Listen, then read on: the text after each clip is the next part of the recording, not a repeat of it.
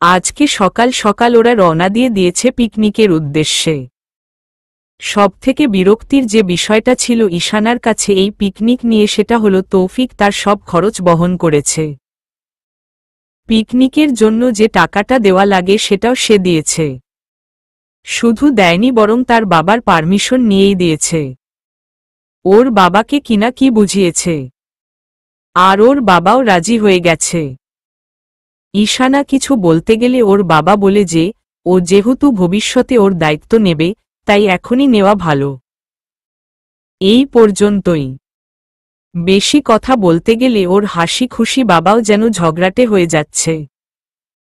ঈশানা বারবার জিজ্ঞাসা করেছে, কিন্তু তৌফিক আর ওর বাবা যেন চুক্তি করেছে। কেউ কোনো কথা বলছে না। ঈশানা আর তৌফিক পাশাপাশি বসেছে। গন্তব্য কক্সবাজার। ঈশানা কোনো কথা বলতে চায় না। বলছো না? যতক্ষণ তৌফিক বলবে না যে ওর বাবাকে কি বলে ম্যানেজ করেছে, ততক্ষণ ঈশানা কথা বলবে না ভেবেই নিয়েছে। এই রকম একটা পরিবেশে পাশাপাশি দুজন বসে আছি। এত সুন্দর একটা জায়গায় যাচ্ছি, এত সুন্দর একটা জার্নি, তবুও কেউ আমার সাথে কথা বলছে না। কি আজব ব্যাপার। আচ্ছা, কি করলে মহারানী রাগ ভাঙবে আমি কি জানতে পারি? ঈশানা উত্তর দিল না, ইগনোর করে গেল। তৌফিক বলল, প্লিজ এরকমভাবে রেগে থেকো না, কিছু তো বলো। ঈশানা বলল, বলবো। তুমি আগে বলো যে তুমি কিভাবে আমার বাবাকে ম্যানেজ করলে। আমার বাবা তো যথেষ্ট আত্মসম্মানপূর্ণ মানুষ, তাহলে উনি কিভাবে এত সহজে তোমার কথা শুনল? তৌফিক দীর্ঘ নিঃশ্বাস ফেলে বলল, বলতেই হবে। ঈশানা মাথা নাড়িয়ে হ্যাঁ বলল। তৌফিক বলল, তেমন কিছু না, শুধু আমাদের বিয়ের কথাটা বলে দিয়েছি। ঈশানার মুখটা সাথে সাথে বড় করে হা হয়ে গেল। তৌফিক হাসল, আমি জানতাম তুমি এভাবেই অবাক হবে, আর এরকম হা করে তাকিয়ে থাকবে। এজন্য তোমাকে খুবই বিচ্ছিরি লাগে দেখতে। আমি সেটা দেখতে চাই না বলেই তোমাকে বলিনি। ঈশানা গাল ফুলিয়ে বলল, ভালোবাসার মানুষকে সবসময় সবরকম চেহারাতেই ভালো লাগে, এ কথাটা তুমি মাথায় ঢুকিয়ে নাও। ঈশানার গাল ফুলানো দেখে আরও একবার হাসল তৌফিক। বুঝলাম। তো এখন কি মহারানীর রাগ কমেছে? ঈশানা বলল, আচ্ছা, তুমি যখন কথাটা বলেছ তখন বাবা তোমায় কিছু বলেনি? মানে এভাবে না জানিয়ে আমাদের বিয়ে? রাগ করারই কথা। আর তুমি কখন বলেছিলে? আমিও তো জানি না, আর আমার মনে হয় আলপনাও জানে না। জানলে তো নিশ্চয়ই আমাকে বলতো। প্লিজ বলো, আমি নিজের আগ্রহর কমাতে পারছি না। তৌফিক বলল। কথাটা শোনার পর উনি গম্ভীর হয়ে গিয়েছিল। আমাকে জিজ্ঞাসা করেছিল এটা করার কি খুব প্রয়োজন ছিল? আমি বলেছি যে খুব প্রয়োজন না হলে আমি নিজের কথা ভাঙ্গি না। উত্তরে উনি বলেছিল কে কে সাক্ষী ছিল আর এর প্রমাণ কি। ভাগ্যিস আমি সাথে করে প্রমাণ নিয়ে গিয়েছিলাম। অবশ্য আমার মনেই হয়েছিল তোমার বাবা যে করা, উনি নিশ্চয়ই প্রমাণ চাইবে। আর আমার ধারণা ঠিক হল। উনি প্রমাণ চাইল আর আমিও দিয়ে দিলাম। অবশ্য উনি সাক্ষীর জায়গায় নিজের বড় মেয়ের নাম দেখে অবাক হয়েছিল প্রচুর। আমি ওনাকে বুঝিয়ে বলি যে বড় আপুকে আমি দেখেছিলাম, সমস্যাটা বুঝিয়ে বলেছিলাম। এরপর উনি কিছুক্ষণ নীরবতা পালন করে জিজ্ঞাসা করলেন আমি এখন কি চাই। উত্তরে আমি বললাম যে আমি তোমার কিছু কিছু দায়িত্ব নিতে চাই। দেখো, আমি তো একেবারেই বেকার না। আমি টিউশন করাই, একটা করাই, অল্প বেতন, কিন্তু আনুষঙ্গিক খরচ থাকে না, তাই টাকাটা বেঁচে যায়। ওইখানে থেকেই আমি তোমার দায়িত্ব যতটা সম্ভব পালন করার চেষ্টা করব। এইবার বুঝেছ সবটা? ঈশানা তৌফিকের কাঁধে মাথা দিল, কোনো উত্তর দিল না। এতেই যেন তৌফিক বুঝে গেছে ঈশানা ওকে কি বলতে চাইছে। ও বুঝিয়ে দিচ্ছে ওর নীরবতা দিয়ে যে ও ঠিক কতটা ভরসা করছে তৌফিককে। আজকে সত্যি ঈশানা মনে হচ্ছে ও কোনো ভুল করেনি। ও তৌফিককে নিজের জীবন সঙ্গী হিসেবে বেছে নিয়ে ভালো সিদ্ধান্ত নিয়েছে। ছেলেটা তাদের সম্পর্কের কথাগুলো গোপন রাখছে না। বিয়ের কথাটা নিয়ে চিন্তা থাকলেও এখন তো আর বাবা ও জানে সবটা। এখন আর ওর কোনো চিন্তা নেই। কিছুক্ষণের মাঝে ওরা নিজেদের গন্তব্যে পৌঁছে গেল। সবাই আগে নামল, তারপরে তৌফিক ঈশানাকে নামতে বলল। কারণটা ঈশানার জানা নেই, তবে অনেকক্ষণ ধরে খেয়াল করছে সে এই তৌফিক বারবার তার পেছনে সিটে দেখছে। ঈশানা থাকাতে চাইলে তাকেও তাকাতে দেয়নি। সত্যি বুঝতে পারছি না ঈশানা, কিন্তু এইটুকু বুঝতে পারছি যে তৌফিকের মধ্যে কিছু একটা চলছে। কি হয়েছে বলো তো? তোমাকে এরকম অন্যমনস্ক লাগছে কেন? তৌফিক জবাব দিল না। ঈশানার হাত ধরে হাঁটা ধরল। ঈশানা ও আর কিছু বলল না। ছেলেটা রেগে আছে হয়তো কোনো কারণে। সবাই নিজ নিজ রুমে চলে গেল। ঈশানা, তুরি, রাত্রি একই রুমে পড়েছে। আজকাল প্রায় তুরিকে মন মোড়া থাকতে দেখে ঈশানা জিজ্ঞাসা করলেও ও এড়িয়ে যায়। রাত্রিকে বললে বলে হয়তো নয়নের সাথে কোনো ঝামেলা হয়েছে। ঈশানা ও আর বিরক্ত করেনি যখন দেখেছে তুরি বারবার কথাগুলো এড়িয়ে যাচ্ছে। ওদের মধ্যকার ব্যক্তিগত ব্যাপার। ঈশানার হয়তো জিজ্ঞাসা করাটা ঠিক হবে না, কিন্তু তুরিকে মন খারাপ করে থাকতে দেখে তার ভালোও লাগছে না। তাই রুমে আসার পর ফ্রেশ হওয়ার সাথে সাথে তুরিকে এক প্রকার জোর করে ঈশানা আর রাত্রি নিয়ে বেরিয়ে পড়েছে সমুদ্র সৈকতের উদ্দেশ্যে। একে অপরের উপর পানি ছিটাচ্ছে। বেশ ভালোই মজা করছে তারা। তুরি যদিও মজা করছে, কিন্তু ও নিজের মাঝে নেই। রাত্রি সেই সময় বলল, কিরে তুরি, নয়ন ভাই কোথায়? সেও তো এসেছে। দুজনে মিলে তো এনজয় করতে পারিস নাকি? অবশ্য আমাদের ঈশানাও তো এনজয় করতে পারে। সিঙ্গেল তো কেবল আমি একা। আমি বরং গিয়ে রিয়াদ জিয়াদকে জ্বালাই। রাত্রি কথাটা বলেই সেখান থেকে চলে গেল। ঈশানা তুরি কাছে আসল। কি হয়েছে তোর? আমাকেও বলবি না? আমি যতদূর জানি কথাটা হয়তো তোর পার্সোনাল, কিন্তু তাই বলে এভাবে মুখ গোমরা করে থাকিস না। শেয়ার কর, দেখবি ভালো লাগবে। তুরি মুচকি হেসে বলল, তেমন কিছু না রে, সামান্য ঝগড়া আর কি, ঠিক হয়ে যাবে। তুই চিন্তা করিস না, তুই এনজয় কর, আমি একটু আসছি। তুরি ও চলে গেল। ঈশানা বুঝতে পারল মেয়েটা তাকে কিছু বলতে চাইছে না। সেই সময় হুট করে ঈশানার চোখ গেল একটু দূরে নয়নের সাথে থাকা একটা মেয়ের দিকে। দুইজনে বেশ কাছাকাছি বসে আছে। আচ্ছা, তবে কি এটা তুরি দেখেছে? আর এই জন্য ও এমন রিয়েক্ট করছে? কিন্তু ও কিছু বলছে না কেন? ঈশানার ইচ্ছা করল একবার গিয়ে জিজ্ঞাসা করার, কিন্তু ভাবল হয়তো তৌফিকের মতন সে নয়নকেও ভুল বুঝছে। কিন্তু ঈশানা এইটুকু জানি যে তৌফিকর মতোই এই ছেলে না। এই ছেলের চরিত্রে সমস্যা আছে। আর যদি সত্যি তুরির সাথে এই ছেলে ব্রেক আপ করে তাহলে ভালোই হয়েছে। তুরি যথেষ্ট ভালো।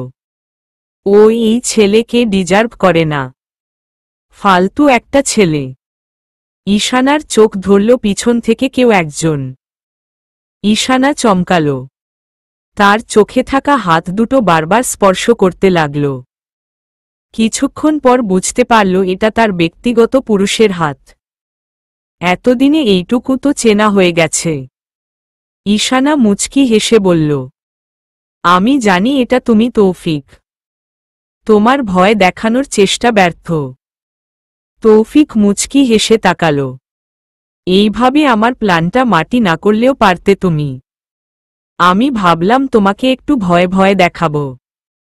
আর তুমি কিনা বুঝে গেলে? So sad for me. Ishana বলল, বারে, নিজের অর্ধেক স্বামীর ছোঁয়া বুঝব না? এতটা বোকা ভাবো নাকি তুমি আমাকে?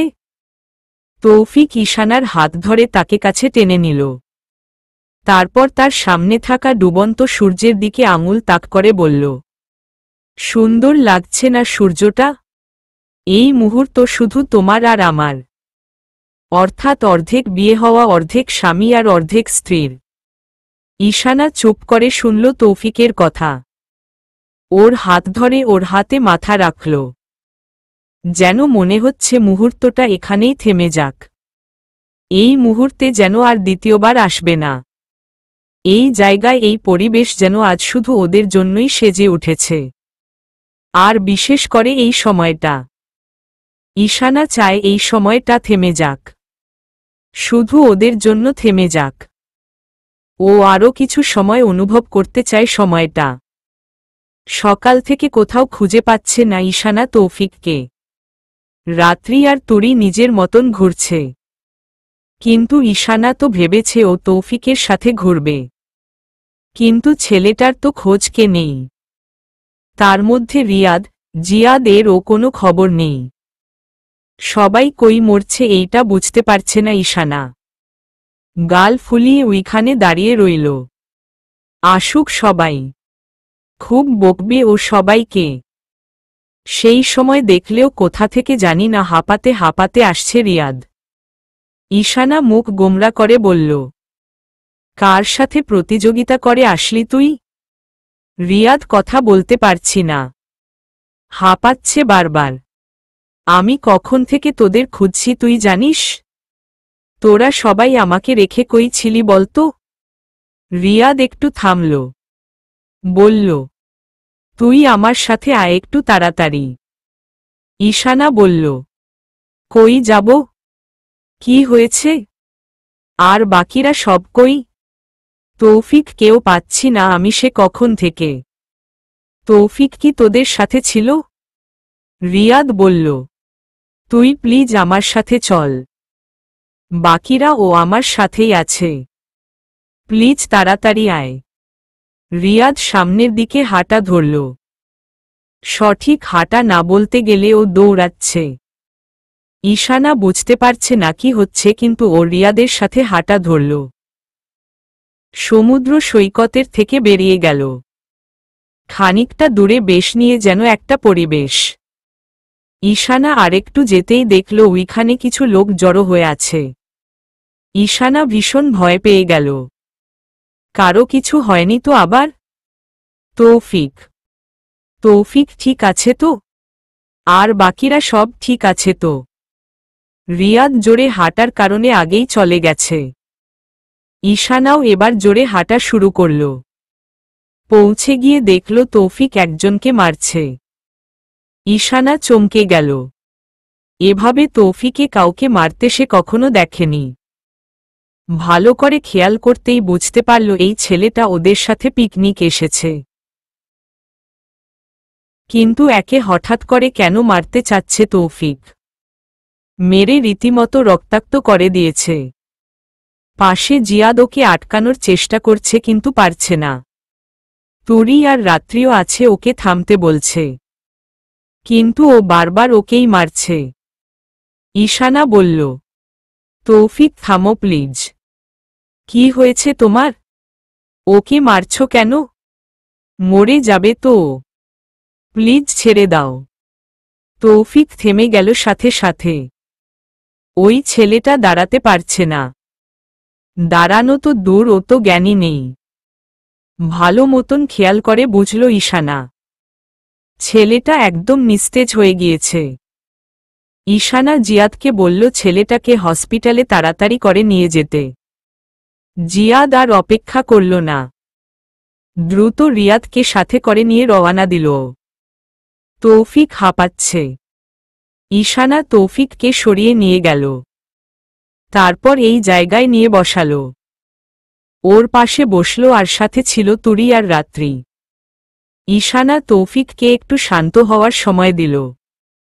মারামারি করেছে যেহেতু অনেক ক্লান্ত হয়ে গেছে। কিছু সময় যেতে বলল। কি হয়েছে এইবার অন্তত বলো একটু। কেন মারামারি করলে তুমি? শুধু কি নিজের ক্ষমতা প্রকাশের জন্য? কি করেছ তুমি ছেলেটার দেখেছে একবার? মাঝে মাঝে তোমার সেন্স কই যায় আমাকে একটু বলবা? তৌফিক উত্তর দিল না। তাকালো ও না ঈশানার দিকে। তুরি বলল, ভাই এভাবে চুপ থাকিস না। কি হয়েছে বল একটু। তুই তো অযথা এইভাবে কারো উপর রাগ দেখাস না। আজকে একদম সরাসরি মারামারি। শুধু মারামারি না, একদম মৃত্যুর পথে পৌঁছায় দিচ্ছিস ছেলেটাকে। বল কি হয়েছে তোর? কেন এমন করলি? ঈশানা বলল, ও যদি না বলে তাইলে আমি চলে যাচ্ছি। কারণ অযথা কারণে এখানে বসে থাকার তো কোনো মানেই নেই। আমি বরং ওই ছেলেটার কাছে যাই, গিয়ে দেখে আসি ও কেমন আছে। ঈশানা উঠে যেতে নিবে তার আগেই তৌফিক ওর হাত ধরে আটকা দিল। যেও না, বিশেষ করে ওই ছেলের কাছে তো একদমই না। একদম ভালো ছেলে না, খুবই বাজে একটা ছেলে। আর ওর কাজগুলোও খুব বাজে বাজে। ঈশানা বসল আবার। কি করেছে ওই ছেলেটা? তৌফিক গলা খানিকটা উঁচু করে বলল, তোমার দিকে বদনজর দিয়েছে। বুঝলে তুমি? সেই শুরু থেকেই দেখছি বারবার তোমার দিকে তাকাচ্ছে। আজকে ওকে না মারলে ও হয়তো তোমাকে প্রপোজও করে দিত। ও তো আর জানে না যে তুমি বিবাহিত। আর জানানো তো নিষেধ। তাই জানানোর বদলে সোজা মাইর দিয়ে দিলাম। ঈশানা বাক্রুদ্ধ হয়ে গেল। ছেলেটাকে বুঝিয়ে বললেই তো হতো। মাইর দেওয়ার কি প্রয়োজন ছিল? তারপর আবার আধমরা করে দিয়েছে। তোমার সমস্যা কি জানো? তুমি সবকিছু নিজে নিজেই সমাধান করতে চাও। তুমি যদি এই ব্যাপারটা শুরু থেকেই আমাকে বলতে, দরকার পড়লে আমি ওই ছেলের সাথে কথা বলতাম। আচ্ছা আমি একা যাইতাম না, সাথে তোমাকে নিয়ে যেতাম। তাহলেই হয়তো এত ঝামেলা হতো না। এখন যদি ওই ছেলের কিছু হয়ে যায় তাহলে তার দায়ভার কি তুমি নেবে? তৌফিক বলল, কিছুই হবে না ওই ছেলের। আমি ওকে শুধু আঘাত দিয়েছি। ওকে মারার কোনো ইচ্ছা আমার ছিল না। আর আমি ওর শ্বাসনালী ফুসফুস এই জায়গাগুলোর কোনো আঘাত করিনি। এমনভাবে আড্ডা করেছি যেন ও না মরে। শুধু যেন সারা জীবন মাথায় রাখে যে আর অন্য কারো দিকে কোনো নজর দেওয়ার আগে জেনে নেওয়া উচিত সে অন্য কারো হলেও হতে পারে। ঈশানা সত্যি উত্তর দেওয়ার মতন কিছুই নেই। রাত্রি ফিক করে হেসে বলল, তুই তো আস্ত এক পাগলের পাল্লায় পড়েছিস রে ঈশানা। ছাড়া পাওয়ার কোনো সুযোগ নেই। ঈশানা বলল, ভাই এই সময় ও তোদের হাসি পাচ্ছে? তোরে বুঝতে পারছিস ব্যাপারটা কত সিরিয়াস? শুধুমাত্র তাকিয়েছে বলেই যদিও এরকমটা করে তাহলে ভবিষ্যতে আর কি কি করতে পারে ও। আচ্ছা আমাকে একটা কথা বলতো তৌফিক, তাহলে বারবার পেছনে তুমি কালকে বাসের এই জন্য তাকাচ্ছিলে? এই ছেলেটাই ছিল যে আমার দিকে তাকিয়েছিল আর পিছনে বসেছিল? তৌফিক উত্তর দিল না, এড়িয়ে গেল। ঈশানা দীর্ঘ নিঃশ্বাস ফেলল। রাত্রি আর তুরিকে ইশারায় চলে যেতে বলল। ওরা ঈশানার কথা বুঝে চলে গেল ওইখানে থেকে। ঈশানা তৌফিকের দিকে ঘুরল। ওর মুখটাকে নিজের দিকে করল। কিসের এত রাগ তোমার? আমাদের তো বিয়ে হয়ে গেছে। বিয়ে হওয়ার কারণ মাত্র একটাই, যেন আমাদের মধ্যে এই কয়েক বছরের কোনো তৃতীয় ব্যক্তি আসতে না পারে। তুমি নিজেও সেটা জানো। আমরা চাই না আমাদের মধ্যে কোনো ঝামেলা হোক। কিন্তু তবুও তুমি এই অবুঝের মতো কাজটা কেন করলে? তৌফিক বলল, আমি তো আমাদের মধ্যে কোনো ঝামেলা করিনি। আমি ওই ছেলের সাথে ঝামেলা করতে গিয়েছি যার সাথে তোমার কোনো সংযোগ নেই, আর হবেও না কোনো দিন। তুমি আজকে যেটুকু দেখেছ সেইটুকু দেখতে পেতে না যদি না ওই সময় রিয়াদ এই পাশ দিয়ে যেত। ওরা দুইজন দেখে ফেলার কারণেই ওরা তোমাকে ডেকে এনেছে, সাথে বাকিদেরও।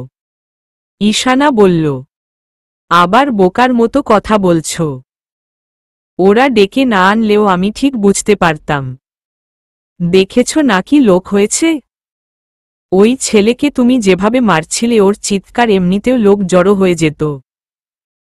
তুমি আমার কথাটা হয়তো বুঝতে চাইছ না বা বুঝতে পারছ না। আমি বলছি ভবিষ্যতে যদি আবার এরকম কোনো সমস্যা হয় তাহলে প্লিজ তুমি আমাকে জানাবে সবার আগে। দুজন মিলে সমাধানটা করি। সারাটা জীবন তো একসাথে থাকতে হবে, তাই না? তৌফিক উত্তর দিল না। ঈশানা আরও একবার হতাশ হল। অর্থাৎ ওর কাছে আপাতত করার কিছু নেই, কারণ তৌফিক কিছুতেই ওকে জানাবে না। তৌফিক আবার এরকম করবে ঠিক এরকম ঘটনার জন্য। আর শেষ মুহূর্তে এভাবে এসে ঈশানাকেই ব্যাপারটা থামাতে হবে। ঈশানা বলল, বুঝলাম, মানে তুমি আমার কথা শুনবে না, তাই তো? তৌফিক বলল, তোমার অন্য সব কথা শুনবে এইটা বাদে। তোমার দিকে যে নজর দিবে তাকে আমি একাই সমাধান করে দিতে চাই। এইসব নিয়ে আর কথা বাড়িও না। তুমি চিন্তা করো না। ঈশানা বলল, আগে চিন্তা ছিল না, কিন্তু তোমার আজকের রূপ দেখে চিন্তাটা তর করে বেড়ে গেল। জানো, আগে আমি ভাবতাম আমার বর সুন্দর, এটাই আমার একমাত্র চিন্তা। এখন দেখি আমার বর বদ মেজাজি, এটাও আমার তার থেকে আরও বড় চিন্তা। এত চিন্তা নিয়ে আমি সংসার করব কিভাবে বলতো? তৌফিক হাসল। খুবই চিন্তার বিষয় তো। আচ্ছা, ভেবে দেখব সময় করে। আপাতত যেই জায়গায় এসেছি সেই জায়গাটাতে এনজয় করা যাক। চলো ঘুরব, ঈশানা বলল। ওই ছেলেটা? তৌফিক বলল, ওর ট্রিটমেন্টের খরচ আমি বহন করব। চিন্তা করো না। তৌফিক আঘাত করতেও জানে, আঘাত সারাতেও জানে। বুঝলে ম্যাডাম? ঈশানা হাসল। তৌফিকের হাত ধরে সামনের দিকে হাঁটা ধরল। নিজের কল্পনার রাজ্য থেকে ফিরে আসলো ঈশানা। ওর সামনে অনেকগুলো ড্রেস রাখা, সব বিয়ের লেহেঙ্গা, সাথে কিছু গয়নাও আছে। কিছুক্ষণ আগেই কয়েকটা মেয়ে এসে এইগুলো দিয়ে গেছে। আশ্চর্য, ছেলেটা নিজেই ওকে ছেড়ে গেল, আবার নিজেই ওকে বাঁধতে চাইছে। চায়টা কি এই তৌফিক? ঈশানা বুঝতে পারছে না। কি করবে ও? তৌফিকের সাথে জোর করাই ও পারবে না। তাহলে কি করবে ও? পালানোর তো উপায় নাই। নাকি চেষ্টা করবে? আচ্ছা, সবকিছুর মাঝে তো সন্ধ্যার কথা ভুলেই গেছে। মেয়েটা কি কাঁদছে? কাঁদবেই তো। মাকে ছাড়া কি থাকতে পারে ওইটুকু মেয়ে? জন্ম থেকেই তো ঈশানাই ওর মা। যেই দিন ওর বড় বোন মারা যায় সেই দিন তো ওর কাছেই দায়িত্ব দিয়ে গিয়েছিল যেন ওদের মেয়েটাকে ভালোভাবে রাখে, নিজের মেয়ের মতো করে রাখে। আর ঈশানা আজ পর্যন্ত সেই দায়িত্বই পালন করে আসছে। হে, সন্ধ্যা ঈশানার বড় বোনের একমাত্র মেয়ে। হয়তো আজকে এই মেয়েটাও তার মা বাবার সাথে পৃথিবী ছেড়ে চলে যেত। ওই দিনের কথা ওরা কোনো দিনও ভুলবে না। ম্যাডাম, আমরা এসেছি আপনাকে সাজাতে। যদি একটু উঠে বসতে না চেঞ্জ করে নিতেন তাহলে আমাদের সুবিধা হতো। ঈশানা দীর্ঘ নিঃশ্বাস ফেলে দাঁড়িয়ে গেল। মানা করার ইচ্ছে নেই নাকি শক্তি নেই সেটা তার জানা নেই, কিন্তু কেন যেন মনে হচ্ছে যা হচ্ছে হতে দেওয়াটাই হয়তো ঠিক হবে আপাতত। কিন্তু সন্ধ্যার কথা ভাবতে গেলে সবটাই তো ভুল। যদি তৌফিক ওকে মেনে না নেয়? এমনটা না যে ঈশানা তৌফিকে ভুলতে পেরেছে। এখন বিয়ে করার প্রসঙ্গে ঈশানা মন থেকে অনেকটাই রাজি। কিন্তু যদি সন্ধ্যার কথা ভাবতে চাই তবে এখন যে পরিস্থিতিতে দাঁড়িয়ে আছে সেই ক্ষেত্রে ওকে হয় নিজের জন্য স্যাক্রিফাইস করতে হবে আর না হয় সন্ধ্যার জন্য। ম্যাডাম, আপনি তৈরি? এবার নিচে আসুন। স্যার আপনাকে আমাদেরকে নিয়ে যেতে বলেছে, উনিও নিচেই আছে। চলুন। ঈশানা খেয়াল করল ওকে হালকাভাবেই সাজানো হয়েছে। রেজিস্ট্রির দিন যতটা সাজানো হয়েছিল তার থেকে হয়তো অর্ধেক পরিমাণ বেশি। তৌফিক সবসময় বলতো ঈশানাকে নাকি হালকা সাজে তার ভালো লাগে, আর বিয়ের দিনও যেন ঈশানা এভাবে হালকাই সাজে। ঈশানা তখন হাসত, ভাবত সময়ের সাথে সাথে তৌফিক হয়তো বদলে যাবে, তখন ও চাইবে অন্য বরদের মতো তার বউ সাজুক, অনেক সুন্দর করে সাজুক। কিন্তু তৌফিক এখনো বদলায়নি। একই রকম রাগ জেদ আর একই রকম পছন্দ এখনো তার মধ্যে বিদ্যমান। মেয়েগুলোকে ঈশানা ধরে নিচে নিয়ে আসল। তৌফিক নিচেই ছিল। ঈশানা একবার তাকালো তৌফিকের দিকে। পাঞ্জাবি পরেছে সে। হে ঈশানাও চাইতো তৌফিক বিয়ের দিন যেন শেরওয়ানি না পরে পাঞ্জাবি পরে, কারণ ঈশানার কাছে তৌফিককে পাঞ্জাবির সাজেই বেশি ভালো লাগে। সবটাই ঠিক আছে, ওদের স্বপ্নের মতোই সবটা আজকে সাজানো, কিন্তু পার্থক্য একটাই, এইভাবে একান্তে বিয়ে ওরা করতে চায়নি। চেয়েছিল ওর বাবা, মা, বোন সবাইকে একসাথে রাখতে, কিন্তু পরিস্থিতি এভাবে নিজের মোড় ঘুরিয়ে নেবে সেটা কি সে বুঝেছিল? তবুও তো ঈশানা একবার শেষ চেষ্টা করতে চেয়েছিল। অন্য সেদিন ফোন দিয়েছিল তৌফিককে। যদি সেদিন তৌফিক দাও হে সিরাজি সারা জীবনের জন্য ঈশানার দায়িত্ব নিত, তাহলে সেই দিনে ওর মৃত্যু পথযাত্রী বাবাকে তার স্বপ্ন পূরণ করার সুযোগ করে দিত। তার মেয়ের হাত ওর হাতে তুলে দিতে পারত। তৌফিক সেদিন সরাসরি স্বীকার করেছিল ঈশানাকে। বলুন মা কবুল। পুরনো কথা মনে পড়তেই ঈশানা দাঁড়িয়ে গেল। আমার সাথে আমার কথা আছে তৌফিক। কপাল বলার আগে আমি কিছুটা কথা একান্ত তোমার সাথে বলে নিতে চাই। তৌফিক ঠান্ডা গলায় জবাব দিল, বিয়েটা হতে দাও, তারপর সব কথা শুনছি। ঈশানা বলল, আমার কথা না শুনলে আমি এই বিয়েতে কবুল বলবো না।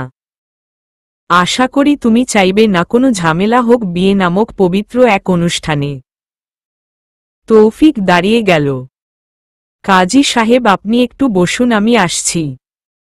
তৌফিক ঈশানার হাত ধরে একটা ঘরে নিয়ে গেল। বল কি বলতে চাও? তুমি যাই বলো এই বিয়ে আজকে থামবে না। তুমি কান্নাকাটি করে ঘর ভাসিয়ে দিলও না।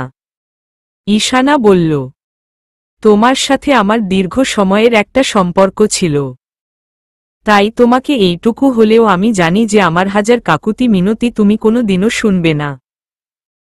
তোমার কাছে তোমার নিজের জেদ সবার আগে।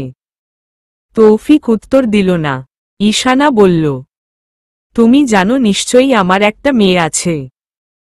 অজানার কিছু নেই, তুমি নিজে ওর সাথে কথা বলেছ। আমি জেনেছি সবটা। তুমি হয়তো ভেবেছিলে এটা আমাদের সন্তান, তাই তো? আর সেটা সত্যি করার জন্যই তুমি ওর চুল নিয়েছিলে ডিএনএ টেস্ট করাবে বলে। তৌফিক চমকাল না। সে জানত সন্ধ্যা ওর মাকে ঠিক বলবে। আর দেহাবরণের বর্ণনা দিল, নিশ্চয়ই কোনো কিছু অজানা থাকবে না ঈশানার কাছে। তৌফিক ও অকপটে সবটা স্বীকার করে নিল। ঠিক ধরেছ তুমি। হ্যাঁ, আমি দেখা করেছিলাম সন্ধ্যার সাথে। আর আমি এটাও জানি যে ও যেমন আমার মেয়ে না তেমন তোমারও মেয়ে না। কিন্তু ও কার মেয়ে সেটাই এখন লাখ টাকার প্রশ্ন। তবে সেই সব প্রশ্নের উত্তর আমি আপাতত খুঁজছি না। বাকি কথাটা বল, জলদি বিয়ের সময় পার হয়ে যাবে। ঈশানা চমকাল। তৌফিক কিভাবে জানল যে এটাই ঈশানার মেয়ে না? তুমি এভাবে বলতে পারো না। তুমি কোনো সাহসে বলছো যে ও আমার মেয়ে না? ও আমারই মেয়ে। তুমি যদি কোনোভাবে কিছু জেনে থাকো তবে সেটা ভুল জেনেছ। সন্ধ্যা আর আমাকে আলাদা করার চেষ্টাও করো না। তৌফিক হাসল। তোমার ঘাবড়ে যাওয়া মুখ আমার অনেক প্রশ্নের উত্তর দিয়ে দেয় জানো। এই যে যেমন এখন তোমার মুখটা চুপসে গেছে, এর দ্বারাই প্রমাণিত হলো যে তুমি আমাকে মিথ্যে বলেছ। সন্ধ্যা তোমার মেয়ে না। অবশ্য নদীর দিয়ে ভাবতে গেলে আরও একটা দিক আছে যার দ্বারা প্রমাণিত হয় যে সন্ধ্যা তোমার মেয়ে না। ঈশানা বলল, কি সেটা? নিরুদ্দেশ হয়ে তুমি কোনো লজিক বের করেছ আমিও জানতে চাই। তৌফিক বলল, অনেক সাধারণ একটা কথা। সন্ধ্যার বয়স। তোমার আর আমার বিচ্ছেদের সময়কাল 3 বছর। সেইখানে সন্ধ্যার বয়স 5 বছরের বা 6 বছরের বেশি। এটাই একটা লজিক। এখন তুমি প্লিজ বলতে এসো না যে ওর জন্ম অনেক আগেই। এখন প্রতিটা মুহূর্তে তো আমরা একসাথে ছিলাম, তাই আমরা এটুকু জানি যে এটা কোনোভাবেই তোমার মেয়ে হতে পারে না। আমি চাইলেই তোমার কাছে সরাসরি জিজ্ঞাসা করে নিতে পারি, জোরও করতে পারি বলার জন্য। কিন্তু বিয়ের জন্য জোরটা আশা করি যথেষ্ট, এর বেশি আর কিছু করতে চাই না। ওইটা আমি নিজেই খুঁজে বের করে নেব। এবার তুমি কি বলতে চেয়েছ সেটাই সরাসরি বল। ঈশানা বলল, মেয়েটা জারি হোক, দিন শেষে ওর পরিচয় ও আমার মেয়ে। আর ও আমার মেয়ে থাকবে। তুমি কি পারবে ওকে মেনে নিতে? ওকে কোনোভাবে অবহেলা করা যাবে না। আমি যেইভাবে ভালোবাসি ওকে, তোমাকেও সেইভাবে ভালোবাসতে হবে। পারবে? তৌফিক বলল, ওকে আমি কোনো দিনও অবহেলা করব না, এটা কথা দিচ্ছি। যেহেতু তুমি ওকে নিজের মেয়ের পরিচয় বড় করছো, তো নিঃসন্দেহে বলা যাবে তোমার খুব কাছের কেউ। নিজের না হলেও মেয়ের মতনই। আর কতটা কিভাবে ভালোবাসবো সেটা না হয় পরে দেখানো যাবে। আপাতত আর কোনো কথা থাকলে বল, আর নইলে বিয়ের জন্য আগানো যাক। ঈশানার মনটা শান্ত হলো খানিকটা। ও জানে তৌফিক যখন একবার কথা দিয়েছে ও নিজের কথা রাখবে। মিছে মিছে বিষয়ে তৌফিক নিজের কথা না রাখলেও ঈশানার বিশ্বাস এই কথাটা ও রাখবে। হাজার হোক ছোট বাচ্চা তো, অবহেলা করবে না, এটাই তো যথেষ্ট। ও ভালো না বাসলেও ঈশানা তো আছে। ঈশানা ওর মেয়েকে সবসময় আগলে রাখবে। তৌফিক বুঝল ঈশানার নিশ্চুপ থাকা জানান দিচ্ছে তার কথা শুধু সন্ধ্যাকে নিয়েই ছিল। পুনরায় ঠিক আগের মতন ঈশানার হাত ধরে রওয়ানা দিল তৌফিক। কাজী সাহেবের সামনে গিয়ে একেবারে হাত ছাড়ল। কাজী সাহেব প্রথমে তৌফিককে কবুল বলতে বলল। তৌফিক দেরি না করে কবুল বলে দিল। তারপর ঈশানাকে কবুল বলতে বললে সে দীর্ঘ নিঃশ্বাস ফেলল একটা। আপাতত কবুল বলা ছাড়া তার কাছে আর কোনো পথ নেই। তাই বেশি না ভেবে সেও কবুল বলে দিল। দুইজনের বিয়ে সম্পন্ন হতেই কাজী সাহেব আর আশেপাশের মেয়েরা আলহামদুলিল্লাহ বলে উঠল। অর্ধেক বিয়ে 3 বছর পর পূর্ণতা পেল। বিবাহ সম্পন্ন হতেই তৌফিক ঈশানাকে নিয়ে গাড়িতে বসাল। ড্রাইভিং সিটে সে নিজে বসে পাশে বসালো ঈশানাকে। ঈশানা ও চুপচাপ ওর পাশে বসল। করার তো আর কিছু নেই তার। তৌফিককে সে চিনে।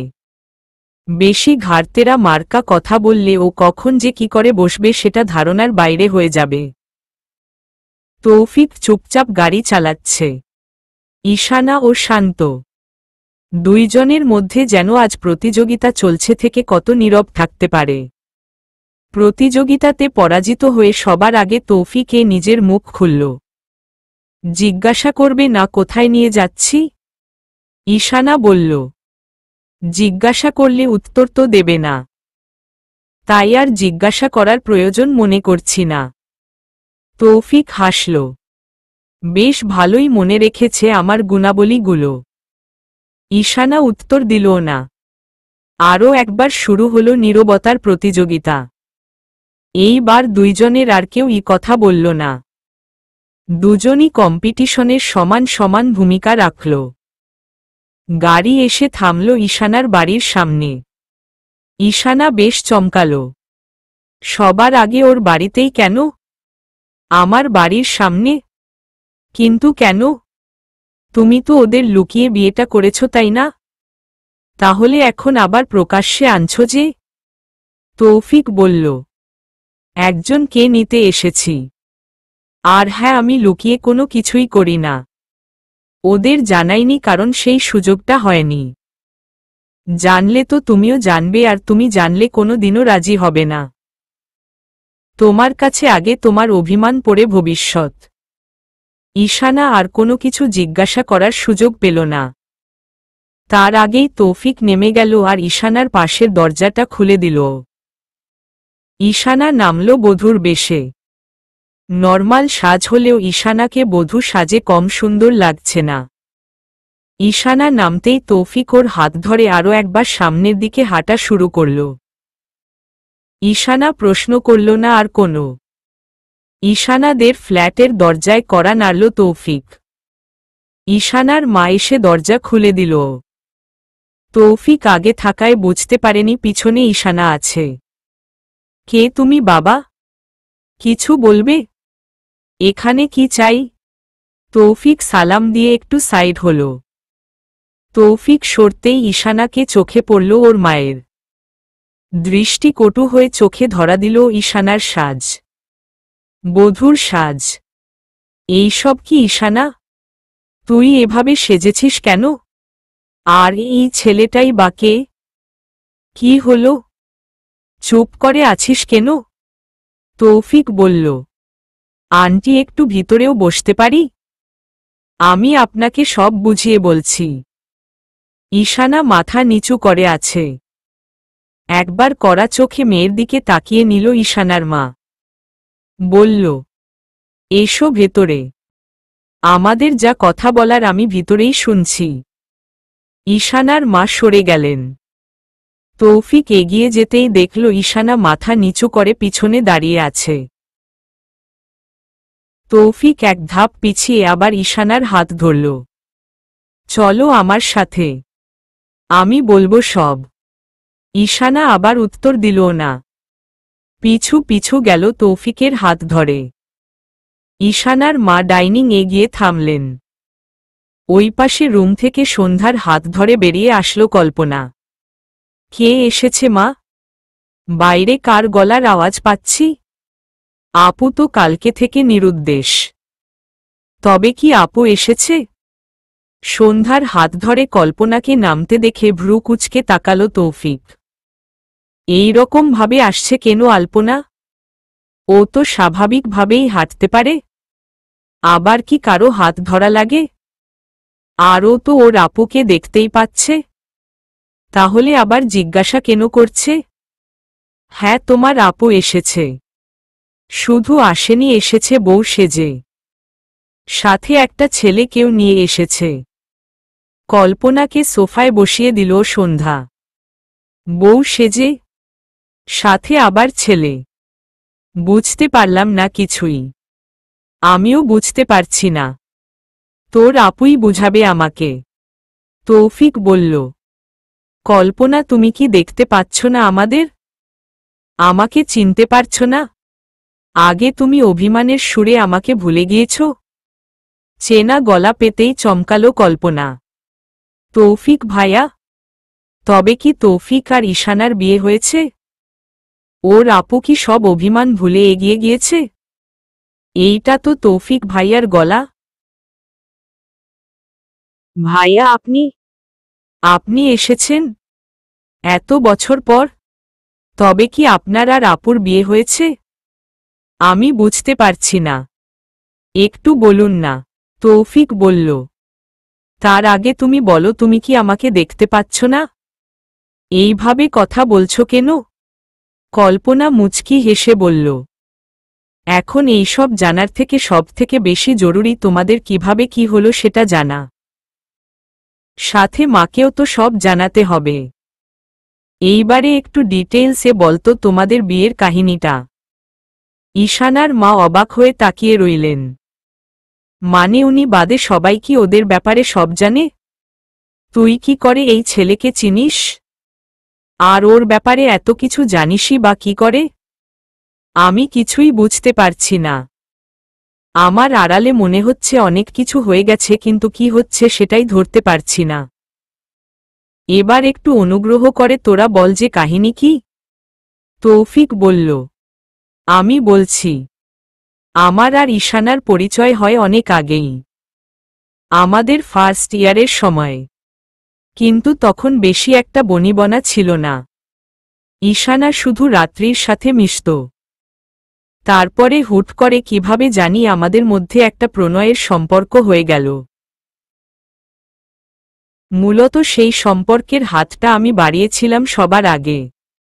ঈশানা রাজি ছিল না।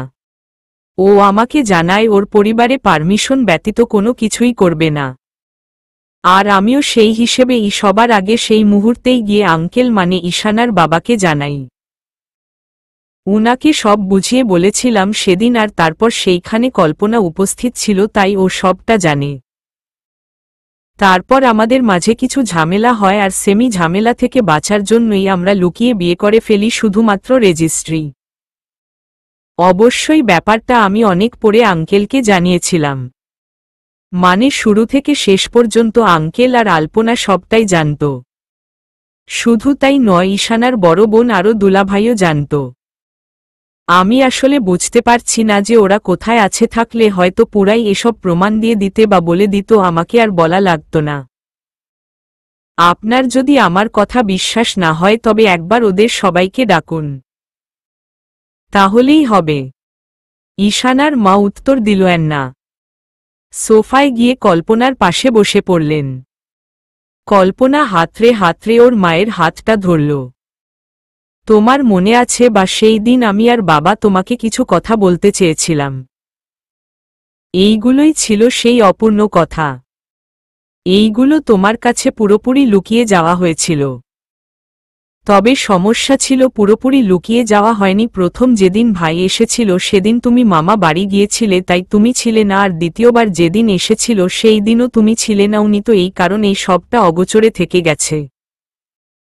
আর তারপর যখন তুমি এসেছ তখন বলার সুযোগ হয়নি। সুযোগ হলেও বাবা চেয়েছিল তোমাকে শেষবার বলতে, কিন্তু তার আগেই তো। তৌফিক বলল। তার আগে কি? তোমরা কি আমার কাছে কিছু লুকিয়ে যাচ্ছ? তোমাদের ফিরে আসার পরও তো আমি আঙ্কেল আপু বা দুলাভাই কাউকে দেখলাম না। কারণ কি? ওরা কি কোথাও গিয়েছে? ঈশানার মা আবার উত্তর দিলেন না। ওরা কেউ নেই। তৌফিক ভ্রু কুঁচকে বলল। নেই মানে? ঈশানার মা বললেন। তার আগে তুমি বলো, তুমি ওদের খবর জানো না কেন? ঈশানা আর তোমার সম্পর্ক কি ভেঙে গিয়েছিল? সেই সময়ই তো তোমার আমাদের পাশে থাকারই কথা ছিল। কিন্তু তুমি আমাদের কারো সাথে ছিলে না কেন? তৌফিক বলল। কোনো সময় আটি? কি হয়েছিল? ঈশানা বলল। ওর কোনো দোষ নেই মা। সেই সময় আমাদের মাঝে একটা ঝামেলা চলছিল, তাই আমি ওকে ইচ্ছা করেই বলিনি। আর তারপরেই আমার জব হয়ে যায়, বলে যাই তোমাদের নিয়ে। ওর সাথে আমার যোগাযোগ অফ হয়ে যায়, সাথে বাকিদের সাথেও শুধু ছিল রাত্রি। এই ক্ষেত্রে কারোরই দোষ নেই। ঈশানার মা বললেন। যেখানে তোর বাবা পারমিশন দিয়েছে সেখানে আমি আর কি করতে পারি বল? তোর বাবার ইচ্ছা আমি অবশ্যই রাখব, কিন্তু তার আগে হয়তো তৌফিক এসবটা জানিয়ে দেওয়া ভালো। সবটা জেনে যদিও তোকে মেনে না নেয়, সেক্ষেত্রে তোকে তো আমাদেরই বহন করা লাগবে, তুই আমাদের সাথেই থাকবি। তাই আগে ওকে জানিয়ে দেওয়া ভালো। তৌফিক বলল। আটি প্লিজ বলুন কি হয়েছে? আমি কিছু বুঝতে পারছি না। ঈশানার মা দীর্ঘ নিঃশ্বাস ফেলে বললেন। ঈশানার বাবা, ওর বড় বোন, দুলাভাই ওরা সবাই মারা গিয়েছে 3 বছর আগে। চলবে। প্রেমটা অক্টোবরের। পর্ব 29। মাইশা মেরাজ দিশা। তৌফিক স্তব্ধ হয়ে গেল। এই রকম একটা কথা তার ধারণার বাইরে ছিল। অথচ তৌফিক এতদিন ভেবে এসেছে ওরা সবাই আছে, হয়তো কোনো কারণে দূরে চলে গেছে। এইসব কি বলছেন আপনি? কিভাবে কি হয়েছে আমি তো কিছু জানি না। ঈশানা, তুমি তো আমাকে এইসব ব্যাপারে কিছুই বলো নাই। ঈশানা মুখ নিচু রেখেই বলল। বলতে চেয়েছিলাম কিন্তু তুমি বলার সুযোগ দাওনি। ঈশানার মা বললেন। আমি জানি না তোমাদের মধ্যে কি হয়েছে, কিন্তু 3 বছর আগে ঈশানার বাবার সাথে ওর বোন আর ওর বোনের জামাই ওরা সবাই একটা অ্যাক্সিডেন্টে মারা গিয়েছে। তারপর থেকে আমাদের দায়িত্ব ঈশানা নেই। আর ও হচ্ছে এখন আমাদের বাড়ির একমাত্র পরিচালক। সবটা জেনে হয়তো তোমার উপকার করেছি আমি, কারণ তোমার কাছে সবকিছু অজানা ছিল। আশা করি এইবার তুমি সবকিছু জেনে বুঝে সিদ্ধান্ত নিবে। তৌফিক পুরো স্তব্ধ। তার জিজ্ঞাসা করার, ভাবার মতন বা কিছু বলার মতন যেন কোনো শক্তি নেই। সে শুধু ভাবছে, সেই দিন ঈশানা কি তবে এইটা বলার জন্যই ফোন দিয়েছিল ওকে? আর ও বিনা কারণে একটা অভিমানকে মনের ভিতর শক্ত করে নিয়ে বসেছিল। ঈশানার দিকে একবার তাকালো তৌফিক। ঈশানা এখনো মাথা নিচু করে আছে। তৌফিকের মনে অপরাধ বোধটা প্রবল হচ্ছে ধীরে ধীরে। ইস, সেই দিন একবার যদি ঈশানার সাথে দেখা করত, ওর পুরো কথাগুলো শুনত, তাহলে ভীষণ ভালো হতো। আজকের এই ঝামেলা, ভুল বুঝাবুঝি কোনোটাই হতো না। আসলে ঈশানা হয়তো বলতে চেয়েছিল, কিন্তু আমি। সেই সময় ঈশানা বলে উঠল, আমি বলিনি মা, ইচ্ছা করেই বলিনি। এতক্ষণ চুপসে থাকা মেয়েটা হুট করে এইভাবে জোরে কথা বলে উঠা দেখে ঈশানার মা ভ্রু কুঁচকে তাকাল। বুঝার চেষ্টা করল ঈশানার এইরকম হুট করে রিয়েক্ট করার কারণ। সবার তাকানোতে ঈশানা একটু ভ্যাবাচ্যাকা খেয়ে গেল। ও আসলে চায় না তৌফিককে ওর মা ভুল বুঝুক। তাই সেই দিন তৌফিক যা যা বলেছে ওকে সবটা এড়িয়ে যেতে চায় ঈশানা। আসলে মা, তোমাকে তো বললাম, ওর আর আমার তখন ঝগড়া চলছিল, তাই আমি ওকে ইচ্ছা করেই কিছু জানাইনি, আর নিজে থেকেই সরে গিয়েছিলাম। আজ এত বছর পর ওর সাথে দেখা হলো, কথা হলো। ওর আর আমার মধ্যে আর কোনো ভুল বুঝাবুঝি না থাকায় আমরা বিয়ে করে নিয়েছি। তোমাদের হয়তো জানানো উচিত ছিল, কিন্তু তৌফিকের বাসা থেকে ওর মা বাবা ওকে বিয়ের জন্য জোর করাই এক প্রকার তাড়াহুড়া করেই আমরা বিয়ে করে নিয়েছি। ঈশানার এইরকম বানোয়াট কথায় হা করে সেই দিকে তাকিয়ে রইল তৌফিক। কল্পনা যদিও দেখতে পায় না, কিন্তু ও এইটুকু বুঝেছে যে ঈশানা মিথ্যা বলছে। কারণ ঈশানা যখন মিথ্যা বলে তখনই ও এইরকম জোরে আর দ্রুত এক নিঃশ্বাসে সব কথা বলতে থাকে। সে কি? তার মানে তৌফিকের মা বাবা জানে না এইসব কিছু?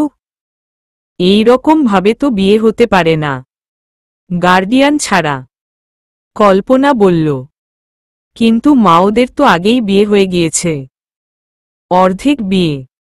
সেটার সাক্ষী তো বড় আপু ছিল, আর বাবাও জানত। ঈশানার মা কড়া গলায় বললেন, আগে কি হয়েছে না হয়েছে সেটা জানার প্রয়োজন আমার নেই। অতীত হলো অতীত। তোমার বাবা বেঁচে থাকলে হয়তো সেই অতীতের একটা মূল্য আমার কাছে থাকত, কিন্তু আপাতত আমি তোমাদের গার্ডিয়ান। আর যতক্ষণ না তৌফিকের বাড়ির লোক নিজে আমার মেয়েকে আনতে আসবে, যেমনটা অন্য মেয়েদের ক্ষেত্রে হয়, ততক্ষণ আমি আমার মেয়েকে ছাড়ব না। তৌফিক পড়ল মহা জ্বালায়। একে তো এত বড় একটা খবরে ওর মাথা এলোমেলো হয়ে আছে, তার উপর অপরাধবোধ। এখন আবার ঈশানা এমন এক কথা বলল যে ওর শাশুড়ি আর ওর বউকে ছাড়তেই চাইছে না। এখন ওর মা বাবাকে বোঝানোর জন্য তো তৌফিককে ঈশানাকে নিয়ে যেতে হবে। তৌফিক তো ভেবেছিল ঈশানাকে সামনে দাঁড় করিয়ে ওর মা বাবাকে ওদের বিয়ের কথাটা বলবে, আর সেটা করলে হয়তো ওর মা বাবা বেশি ভেজাল করত না। কিন্তু এখন যদি ও একা যায়, তবে সব দোষ ওকে একাই মাথা পেতে নিতে হবে। সেটাও না হয় তৌফিক করবে, কিন্তু এইখানে এসে ঈশানাকে নিয়ে যাওয়ার মতন কাজ কি করবে ওর মা বাবা? তবুও মনে খানিকটা বিশ্বাস রেখে বলল, আচ্ছা বেশ আওটি, তাই হোক। আমি রাতেই আমার মা বাবাকে নিয়ে আসব। ততক্ষণ না হয় ঈশানা আপনার হেফাজতে রইল। আসছি আমি। তৌফিক চলে গেল। যদি ওর মনে একটা ভয় আছে, দ্বিধা আছে, ওর বাড়ির লোক মেনে নেবে তো? ঈশানা দীর্ঘ নিঃশ্বাস ফেলে কল্পনার পাশে গিয়ে বসল। মায়ের দিকে তাকিয়ে বলল, তুমি কি বেশি রাগ করেছ মা? আমি তোমাকে সবটা জানানোর সুযোগ পাইনি, ভেবেছিলাম সারপ্রাইজ দিব বাবা আর আমি মিলে, কিন্তু সেই সুযোগ তো আল্লাহ কপালেই লিখল না। হয়তো এটাই আমাদের নিয়তি আর ভাগ্য। ঈশানার মা বললেন, রাগ করব না। তোর বাবা যখন সবটাই শুরু থেকে জানতো, তার মানে বলা যায় যে এই ছেলেটা নিঃসন্দেহে তোর যোগ্য। আমার প্রশ্ন একটাই, ওই ছেলেটা ওই সময় আমাদের সাথে কেন ছিল না? সত্যিই কি তুই সবটা অজানা রেখেছিলি, আর নাকি আমাদের থেকে কিছু লুকাচ্ছিস? ঈশানা জানতো ওর মা ঠিক বুঝবে। হাজার হোক মা তো, মায়ের মন সব বুঝতে পারে। ওর মাও যে সঠিকটা আন্দাজ করতে পারবে এইটাও ভেবেছিল ঈশানা। ও উত্তর দেওয়ার আগেই কল্পনা বলল, আহ মা, এবার একটু থামো তো। দেখতে পাচ্ছ যে আপু ক্লান্ত হয়ে এসেছে, কালকে থেকে বাসায় ছিল না। কি খেয়েছে না খেয়েছে কিছুই তো জানি না। তুমি একটু তাড়াতাড়ি খাবার রেডি করো। আপু তুই আমাকে নিয়ে চল তো, তুই নিজের ঘরে যাবি চল। আর সন্ধ্যা মামনি তুমি একটুও তোমার নানুমনির কাছে থাকো, একটু পর তোমার মায়ের কাছে যেও, ঠিক আছে? সন্ধ্যা ভালো মেয়ের মতন মাথা নাড়াল। তারপর ওর নানুর পিছে পিছে রান্নাঘরে চলে গেল। ঈশানা সেটা দেখল। মেয়েটার হয়তো অভিমান হয়েছে, বা বলা যায় মেয়েটা ভীষণ বুঝদার হয়ে যাচ্ছে, ঠিক তার মায়ের মতন। ওর মাও তো এইরকম ভাবেই বুঝতো ওদের দুই বোনকে, আগলে আগলে রাখত সব সময়। ও হয়তো খেয়াল করেছে যে ঈশানা নিশ্চুপ হয়ে এসেছে আর সাথে একজনকে নিয়ে এসেছে, সেটা ভেবেই হয়তো ও আর আসেনি ওর মায়ের কাছে। অন্য সময় হলে তো কত অভিযোগ অভিমান জমে থাকত মেয়েটার। মেয়েটার সাথে একবার কথা বলতে হবে। তৌফিক দেখা যাক কি জানাচ্ছে। কিন্তু এটা তো নিশ্চিত যে সন্ধ্যা ঈশানার কাছেই থাকবে, সেটা যেখানেই হোক।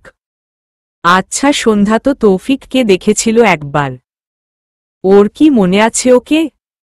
হে, এইটাও জিজ্ঞাসা করতে হবে। ঈশানা যাচ্ছে না দেখে কল্পনা ওকে ডাকল। ঈশানা আসলে সন্ধ্যার ভাবনায় ডুবেছিল। কল্পনা হয়তো সেটা ধারণা করল। তোর মেয়ে জানে তুই কাজে ব্যস্ত, তাই আসতে পারিসনি। চিন্তা করিস না, ও রাগ করেনি তোর উপর। মেয়েটা ভীষণ বুঝদার রে, একদম ওর মায়ের মতন। ঈশানা মুচকি হাসল। ও এইটাই ভাবছিল এতক্ষণ। চল আপু ঘরে, তোর সাথে আমার কিছু কথা আছে। ঈশানা আর কল্পনা ঈশানার ঘরে চলে গেল। কল্পনাকে বসিয়ে দিয়ে ঈশানা নিজের গায়ের গয়নাগুলো খুলছিল। সত্যি করে বলতো আপু, কি হয়েছিল আসলে? দেখ, তুই মাকে যা যা বলেছিস সব যে মিথ্যা, এটা আমার থেকে ভালো আর কেউ জানে না। তাই অযথা আমাকে মিথ্যা বলে কিছু বোঝাতে আসিস না। আমি শুরু থেকেই সবটা জানি তোদের। তুই শুরু থেকে সবটা আমার সাথে শেয়ার করেছিস। আশা করব এই গল্পে ইতিতেও তুই আমাকে রাখবি। ঈশানা বলল, তোর কাছে লুকানোর কিছুই নেই। তুই তৌফিককে চিনিস। ও ধরে ফেলেছে যে সন্ধ্যা আমার মেয়ে না, কারণ ওর বয়স। হয়তো হুট করে জানতে পারায় কথাটা সেই সময় সাথে সাথে ওর মাথায় আসেনি, কিন্তু এখন এসেছে। আর যখনই বুঝেছে তখনই। ঈশানা থামল। কল্পনা গভীর আগ্রহ নিয়ে অপেক্ষা করে আছে সবটা শোনার। ঈশানা সবটা বলল। কল্পনাকে? সবটা শুনে কল্পনা কিছুক্ষণ চুপ করে রইল। তারপর হুট করে হেসে দিল। অল্প অল্প হাসতে হাসতে অনেক জোরে হাসা শুরু করল। ঈশানা ভ্রু কুঁচকে তাকিয়ে রইল। হাসির পর্ব মিটতেই কল্পনা বলল, আপু বিশ্বাস কর, আমি জানতাম ভাইয়া অনেক ভয়ানক, কিন্তু এতটা ভয়ানক এটা আমি জানতাম না। তুই ভীষণ লাকি রে, এরকম মানুষ সবাই পায় না। ঈশানা বলল, যা হয়েছে জোর করেই হয়েছে, এর মধ্যে ভাগ্যবতী হওয়ার মতো কিছুই নেই। কিন্তু আমার যে এখনো কিছু প্রশ্নের উত্তর চাই। ওই মেয়েটার কথা, সেই দিনের কথা, এসব কিছুর জবাব ওকে দিতেই হবে। কিন্তু তার আগে আমার দেখতে হবে যে সন্ধ্যার সাথে ও ঠিক কি করে। ও কি শুধু আমাকে আনতে আসে নাকি আমাদের দুইজনকে? ওর কাছে কি এখনো আমার কথাগুলোর মূল্য জীবিত আছে নাকি নেই? তৌফিক নিজের মা বাবাকে নিয়ে চলে এসেছে ঈশানাদের বাসায়। ওদের মধ্যে কি কথা হয়েছে না হয়েছে ঈশানা জানে না, কিন্তু ও ভেবে নিয়েছে গেলে ও একা যাবে না, সাথে করে নিয়ে যাবে সন্ধ্যাকেও। এতে যদি ওকে না নিয়ে যায় তবে ও যাবে না। আসসালামু আলাইকুম, আমি ঈশানার মা। বিপরীতে তৌফিকের মা মুচকি হেসে বললেন, আর আমি তৌফিকের। তৌফিকের বাবার মুখে হাসি নেই, কিন্তু উনি ভালোভাবেই কুশল বিনিময় করলেন। আপনারা একটু বসুন, আমি আসছি। তৌফিকের বাবা বললেন, একটু তাড়াতাড়ি আসবেন, বুঝতেই পারছেন আলোচনাটা বেশ জটিল, তাই সেইভাবে সময় নিয়েই বলে লাগবে। ঈশানার মা বুঝলেন যে তৌফিকের বাবা হয়তো খানিকটা গম্ভীর স্বভাবের। ঈশানার মা বেশি সময় নিলেন না, সাথে একজন মেয়েকে নিয়ে কিছু খাবার নিয়ে আসলেন উনি। তৌফিক পাশে বসে আছে চুপচাপ করে। ঈশানা অন্য ঘরে আছে, কিন্তু ওইখানে থেকেও এখানকার সব কথা শুনতে পাচ্ছে। সন্ধ্যা আসলো গুটি গুটি পায়ে নিজের মায়ের কাছে, তারপর মায়ের পাশে এসে বসল। ঈশানা মুচকি হেসে নিজের মেয়েকে আগলে নিল, কপালে একটা চুমু দিয়ে বলল, কিছু বলবি রে মা? আমার মেয়ে তো এখন আমার কাছে আসতে চায় না। কোথায় যে থাকে আমি তো খুঁজেই পাই না। আজকে যে আসলো এটাই তো বড় কথা। আচ্ছা, আমার মেয়ে কি আমার উপর রাগ করেছে? সন্ধ্যা মাথা নাড়াল, না মা, রাগ করিনি। কিন্তু বাইরে ওগুলো কারা এসেছে? ওরা কি তোমাকে নিতে এসেছে? তুমি কোথায় যাবে মা? আমাকে নিয়ে যাবে না? আমাকে রেখে যাবে? কিন্তু আমি তো তোমাকে ছাড়া এতদিন থাকতে পারবো না মা, আমাকেও নিয়ে যেও। ঈশানার বুকটা ধুক করে উঠল কথাটা শুনে। মেয়েকে জড়িয়ে ধরল, না মা, তোকে রেখে আমি কোথায় যাব বল? আমি যেখানেই যাব তুই আমার সাথে যাবি। তুই আমার মেয়ে, তুই সবসময় আমার কাছেই থাকবি। তুই একদম চিন্তা করিস না, ঠিক আছে?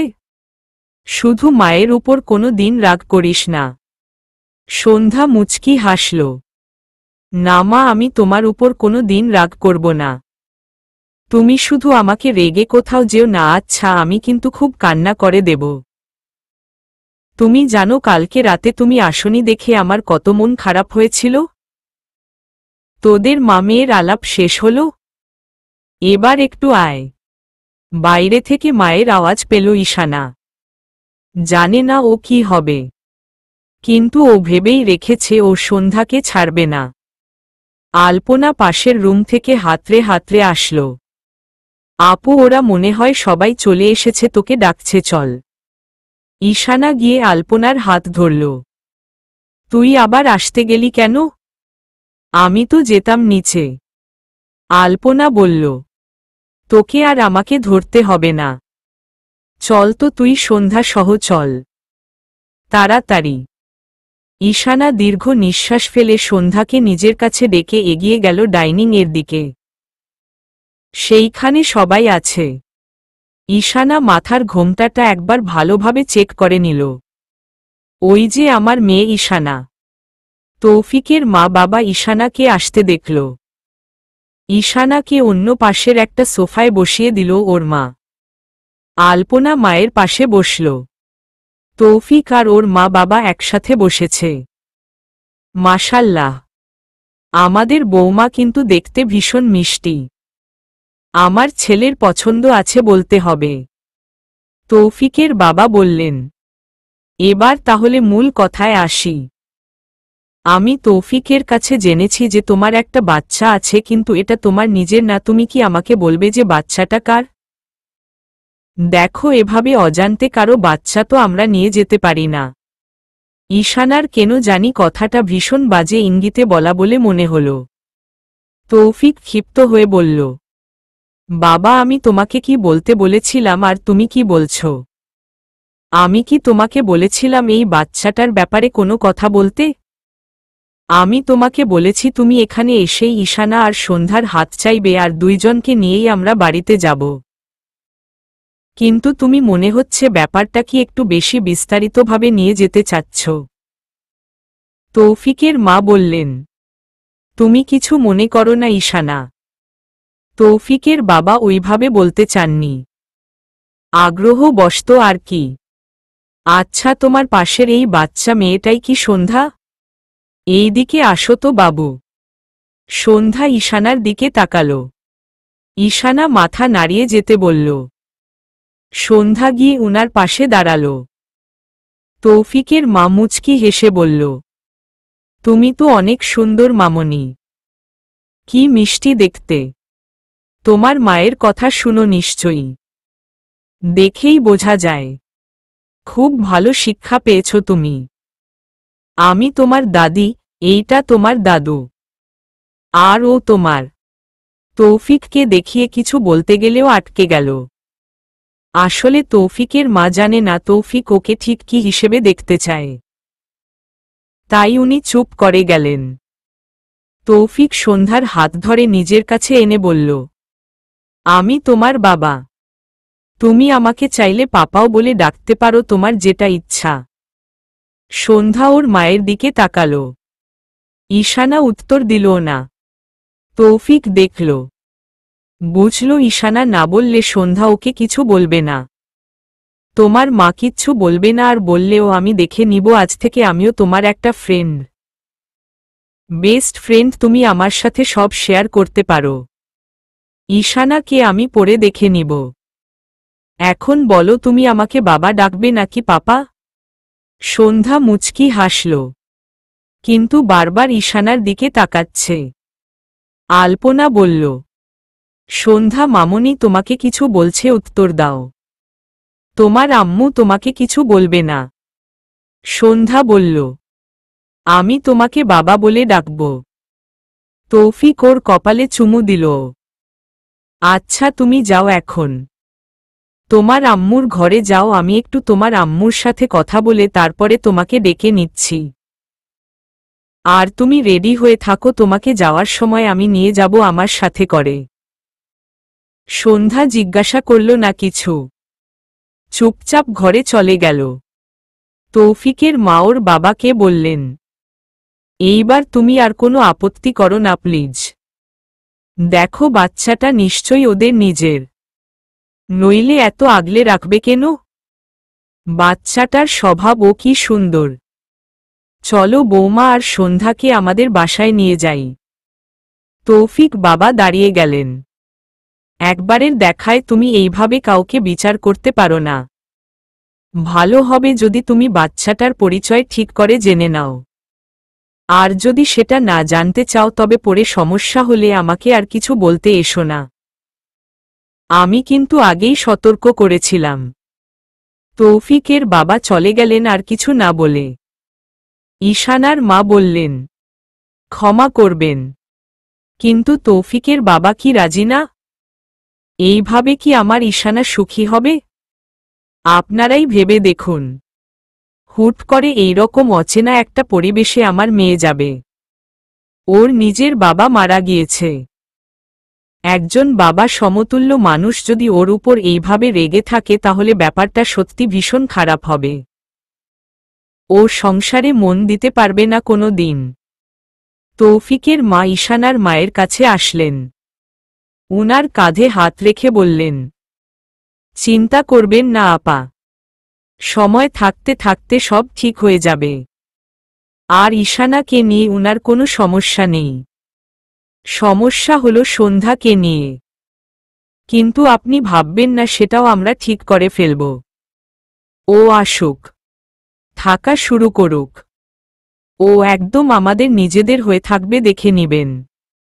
ঈশানা বলল, ক্ষমা করবেন আন্টি, কিন্তু আমার মেয়েকে নিয়ে যদি আঙ্কেলের সমস্যা থাকে তাহলে আমার মনে হয় এই সমস্যা নিয়ে না যাওয়াটাই ভালো।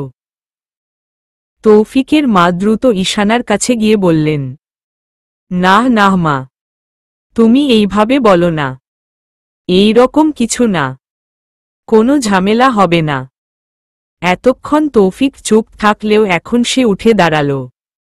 ঈশানার বরাবর এসে দাঁড়িয়ে বলল, তোমার আমার উপর বিশ্বাস আছে? হুট করে বিশ্বাস নিয়ে প্রশ্ন তোলায় ঈশানা চমকাল। তৌফিক উত্তরের অপেক্ষায় একদৃষ্টিতে তাকিয়ে রইল। ঈশানা চুপ করে থাকায় আলপনা বলল, আপু, কিছু বল, এখনো সময় আছে, প্লিজ, অন্তত এইবার নিজের কথা ভাব। তৌফিক বলল, আমি তোমাকে শুধু ভরসা দিতে চাই ঈশানা, আমি তোমাকে জিজ্ঞাসা করছি, প্লিজ বলো।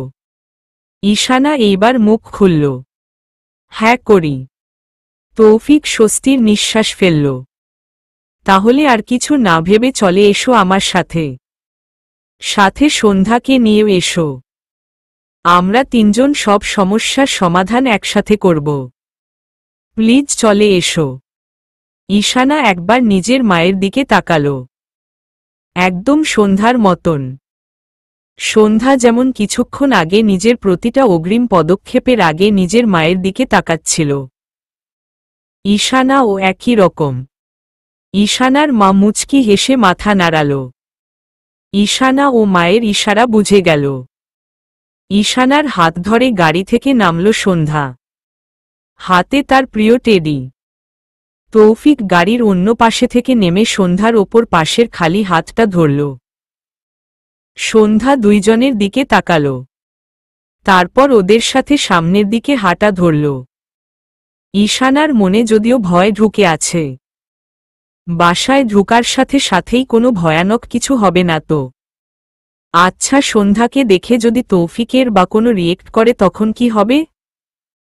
ও তো ছোট, কি তো আর কিছু জানে না, ওকে কি কিছু বলবে? ব্যাপারটা কি একবার হলেও বুঝবে না? উনি তো বিচক্ষণ মানুষ। মা, তুমি যাচ্ছ না কেন? এত আস্তে আস্তে গেলে হবে? দেখছ না বাবা কত জোরে যাচ্ছে, এভাবে গেলে তো আমরা নতুন বাসায় দেরিতে পৌঁছাব। চলো মা, তাড়াতাড়ি চলো, বলে ঈশানাকে টানতে লাগল। তৌফিক হেসে ওকে কোলে তুলে নিল। দেখেছ, আমার মেয়ে ঠিকই বুঝেছে, কিন্তু তুমি লেট, তাড়াতাড়ি আসো, আর নইলে কিন্তু আমি আর আমার মেয়ে চলে যাব তোমাকে রেখে। তাই তো মামুনি, সন্ধ্যা বলল।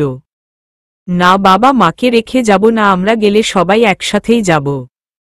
আচ্ছা। তৌফিক হাসল, মেয়েটা অনেক বুঝদার। ঈশানার স্বভাব একটু একটু পেলেও অনেকটা স্বভাব পেয়েছে ওর বড় বোনের মতো। যদিও ঈশানার বড় বোনের সাথে বেশি একটা কথা হয়নি তৌফিকের, কিন্তু যতটুকু হয়েছে তাতে এইটুকু বুঝেছে যে উনি অনেক বুঝদার। পালিয়ে বিয়ে করার সিদ্ধান্ত নিয়ে যে উনি ভুল করেছে সেটা উনি বুঝতে পারছে। নিজের মা বাবাকে ঠিক রাখতে, নিজের সম্মান বাঁচাতে এই সংসারে পড়েছিলেন উনি। আচ্ছা, কোনোভাবে কি এই বাচ্চাটা কল্পনা আপুর? সেই অ্যাক্সিডেন্টে কি উনার বাচ্চা ছিল? আচ্ছা, ঈশানা তো কখনো বলেনি যে ওর আপুর কোনো বাচ্চা আছে বা বাচ্চা হবে। এমন কিছু হলে তোকে বলার কথা, বা কল্পনা আপু তো নিজেই বলবে হয়তো। থাক, আপাতত এইসব কিছু ভাবার থেকে এখনকার সিচুয়েশনটি কিভাবে ম্যানেজ দেওয়া যায় সেটা ভাবাটা বেশি জরুরি। ওর বাবাকে সামলাতে হবে কে? উল্টোপাল্টা যেন কিছু বলে না দেয় আবার সন্ধ্যার সামনে।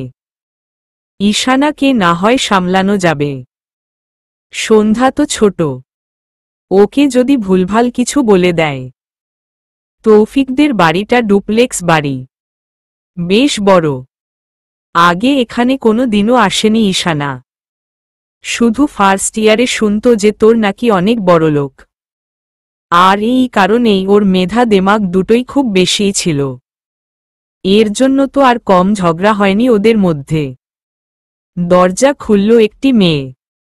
বেশ সুন্দর, মুখে হাসি মিশে আছে। আগে তো এই মেয়েকে কখনো দেখেনি ঈশানা।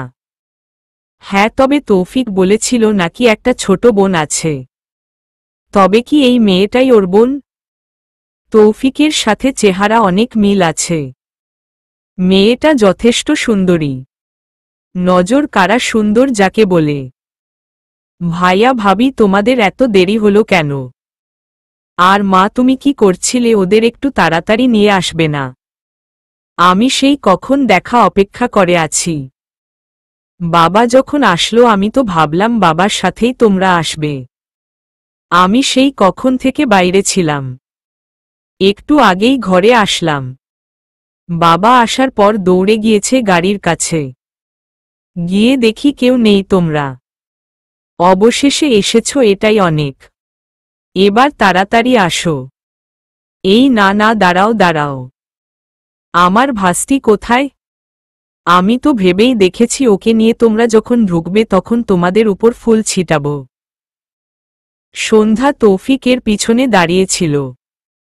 ঈশানা মুচকি হেসে ওকে এগিয়ে যেতে বলল। সন্ধ্যাকে দেখেই মেয়েটি হাঁটু মুড়ে বসে ওকে কাছে ডাকল। সন্ধ্যা কাছে যেতেই ওর দুই গালে আদর দিল। তারপর কোলে নিয়ে দুইজন কথা বলতে বলতে ফুলগুলো আনতে গেল। ওরা দুইজন একটু পর দুইটা বাটিতে ফুল নিয়ে আসলো। অবশ্য সাথে আর কিছু মানুষ আছে, সম্ভবত ওরা এই বাড়িতে কাজ করে। ঈশানা আর তৌফিককে সেই সময় ঘরে ঢুকতে বলল। ওরা দুইজন একটা একটা করে এগোচ্ছে আর ফুলের বৃষ্টি ঝরাচ্ছে এরা সবাই মিলে। তৌফিকের মুখে মিষ্টি একটা হাসি, কিন্তু ঈশানার মনে যে কি চলছে সেটা ওকে দেখে বোঝা যাচ্ছে না। হয়তো এখনো ভাবছে যে তৌফিকের বাবা কি রিয়াক্ট করবে। ওরা ঘরে আসতেই ওই মেয়েটি বলল, তোমাদের তো আমার পরিচয় দেওয়া হয়নি। আমি তিয়াসা, তৌফিক ভাইয়ের ছোট বোন, আর তোমার একমাত্র ননদিনী। যদিও আরও আছে খালাতো মামাতো চাচাতো, কিন্তু নিজের বলতে আমি একাই। এই বাড়িতে তুমি আমার আর আমি তোমার বেস্ট ফ্রেন্ড হয়ে থাকব। আর অবশ্যই আমার ভাইকে মিলে দুজনে জ্বালাবো। কথা থাকলো কিন্তু। ঈশানার অনেক ভালো লাগলো। মেয়েটা ভীষণ মিষ্টি, কি সুন্দর করে কথা বলে। ভালোই লাগলো, একদম নিজের মতন, যেন ওর বউ আলপনা। ঈশানা মুচকি হাসল। তৌফিক জিজ্ঞাসা করল, বাবা কোথায় রে? আসবে না? জানে আমরা এসেছি? তিয়াসা মেয়েটার মুখটা চুপসে গেল। বাবা বাসায় নেই। কোথায় যে গেল? আমি জিজ্ঞাসা করলাম, বলল আসবো রাতে, কাজ আছে। শেষ। ঈশানা বুঝল কারণটা। মন খারাপ হয়ে গেল তার। নিশ্চয়ই তার আর সন্ধ্যার উপর রাগ করেই এমনটা করেছে তৌফিকের বাবা। তৌফিকের মা বললেন, অনেক কথা হয়েছে আর অনেক আয়োজন হয়েছে, এইবার রুমে যাও তোমরা। তিয়াসা যা ঘরে নিয়ে যা ঈশানা আর তৌফিককে। না আগে ঈশানাকে নিয়ে যা, তৌফিক না হয় পড়ে যাবে। ঈশানাকে নিয়ে ফ্রেশ করিয়ে কিছু খাইয়ে দে, তৌফিক খেয়ে পড়ে যাবে। আমি ওকে পাঠিয়ে দিব, যা এখন। আর হে ঈশানা, সন্ধ্যার কথা ভেবো না। আমার নাতনির দায়িত্ব আমার, ওকে আমি দেখব। আমি ওকে খাইয়ে দিব। সন্ধ্যা দাদুমণি, তুমি দাদির কাছে খাবে না? সন্ধ্যা মুচকি হেসে তৌফিকের মায়ের কাছে দৌড় দিল। তার নিজের দাদিমণিকে ভীষণ ভালো লেগেছে, সেটা ওর মুখের হাসি বলে দিচ্ছে। ঈশানার একটু হলেও মনটা শান্ত হল। তিয়াসা ওকে তৌফিকের ঘরে নিয়ে গেল। বেশ সুন্দর ঘরটা, গোছালো, আলো বাতাসে পরিপূর্ণ। কিন্তু যেইখানে ঈশানাকে কিডন্যাপ করা হয়েছিল সেইখানে তো এইরকম আলো বাতাস ছিল না। একদম অন্ধকার, যেন আয়নাঘর। কিছু ভাবছো ভাবি? ঈশানা দেখছিল পুরো ঘর, সাজানো ঘর, তিয়াশার কথায় হুঁশে ফিরল সে। হে, আচ্ছা আঙ্কেল কি রেগে আছে আমার উপর? আমার মেয়ের উপর? বা তোমার ভাইয়ার উপর? উনি কি আমাদের বিয়েটা মেনে নিতে পারে নাই? তিয়াশা মুখটা মলিন করে ফেলল। আমি জানি না ভাবি তোমাদের ভুলটা ঠিক কোথায়। বিয়েটা ভুল, নাকি ভাইয়ার হুট করে এই সিদ্ধান্ত নেওয়াটা ভুল? আর নাকি তোমার মেয়ে সন্ধ্যা তোমাদের ভুল? বাবা আসলে ঠিক কোনোটাকে ভুল বলে ভাবছে আমরা কেউই বুঝতে পারছি না। ভাইয়া যখন প্রথম এসে বলল বাবা কিছু একটা বলেনি, কিন্তু যখন বলল যে একটা বাচ্চা আছে কিন্তু সেই বাচ্চা তোমার নয় তবুও তুমি তোমার কাছেই রাখবে, তখনই বাবা রিয়েক্ট করল। রাজি হতে চাইল না, কিন্তু ভাইয়ার জেদের কাছে পারল না। তারপর মা যখন বলল যে ভাইয়া এতদিন বিয়ের জন্য রাজি হয়নি, অবশেষে নিজে থেকে একটা বিয়ে করেছে, এটাতে রাজি হওয়া উচিত, তখন বাবার মনটা হয়তো খানিকটা গলে গেল। হয়তো তোমাদের বাসায় গিয়েও কিছু একটা বলেছে বা কিছু করার চেষ্টা করেছে। তোমাদের মন ক্ষুণ্ণ হয়েছে হয়তো। ভাবি কিছু মনে করো না প্লিজ। আসলে বাবার মনটা খুব ভালো, কিন্তু বাবার একটু রাগ বেশি, কোনো কথা সহজে বুঝতে চায় না। তুমি মেয়ের মতো বাবার সেবা করো, দেখো বাবা বেশিদিন লাগবে না তোমাদের দুজনকে মেনে নিতে। আর তুমি চিন্তা করো না, ভাইয়া বলেই দিয়েছি যেন আমরা সন্ধ্যার পরিচয় কেউ না জিজ্ঞাসা করি। বাবা হয়তো তোমাদের বাসায় গিয়ে জিজ্ঞাসা করেছে, তাই না? ঈশানা মাথা নিচু করে ফেলল। তিয়াসা বুঝে গেল যা বুঝার। দীর্ঘ নিঃশ্বাস ফেলে বলল, বাবা যখন যায় তখনই আমি ভেবেছিলাম বাবা হয়তো এমন কিছু করবে। ভাইয়া তো বারবার নিষেধ করে দিয়েছিল, বলেছিল যে তুমি আর সন্ধ্যা হলে ভাইয়ার দায়িত্ব, আর সাথে ভালোবাসাও। তাই তোমাদের কোনো অসম্মান ভাইয়া মেনে নিবে না। আর তোমাদেরকে কে কি বলবে সেটাও ভাইয়াই ঠিক করে দেবে। অন্তত তোমাদের দুজনের ক্ষেত্রে সব সিদ্ধান্ত নেওয়ার ভার ভাইয়া নিজে নিয়েছে। কিন্তু বাবা যদি কিছু বলে থাকে? ঈশানা মুচকি হেসে বলল, তুমি চিন্তা করো না, উনি আমার নিজের বাবার মতো। আমার বাবা তো কয়েক বছর আগে মারা গিয়েছে, আপাতত উনি আমার কাছে আমার বাবা। আমি আর আমার মেয়ে বাবাকে ঠিক মানিয়ে নেব। তুমি শুধু তোমার ভাবির উপর ভরসা রেখো, বুঝলে? জানো তোমার মতো আমার একটা ছোট বোন আছে, তোমার স্বভাবগুলো একদম ওর মতো। তুমি ভীষণ মিষ্টি। তিয়াসা মুচকি এসে বলল, বোনের মতো না, আজ থেকে আমি তোমায় আরেকটা বোন। এইবার চলো চলো, ফ্রেশ হয়ে তাড়াতাড়ি খেয়ে নেবে, তারপরে আবার ভাইয়া আসবে তো, চলো। ঈশানাকে সুন্দর করে রেডি করে রেখে গেছে তিয়াসা। রুমটা যদিও বেশি একটা সাজানো হয়নি, কিন্তু রজনীগন্ধা দিয়ে সব দিক সাজানোতে ঘরটা বেশ ভালো লাগছে ওর। একটা সুন্দর সুগন্ধ আসছে চারদিক থেকে। একটু পর হয়তো তৌফিকও চলে আসবে। আচ্ছা, এরপর কি হবে? তৌফিক কি? তৌফিকের সেই অধিকার আছে। প্রথমবার তো ভয় পেয়ে ঈশানা ওকে ঘুমের ওষুধ খাইয়ে দিয়েছিল, যেইটা এখনো অজানা তৌফিকের কাছে। জানলে যে কি রিয়েক্ট করবে, অবশ্য জানার সুযোগও কম। ঈশানা না বললে কিভাবে জানবে তৌফিক? আচ্ছা, সন্ধ্যা কোথায়? ওকে কি আটকে রেখেছে সবাই?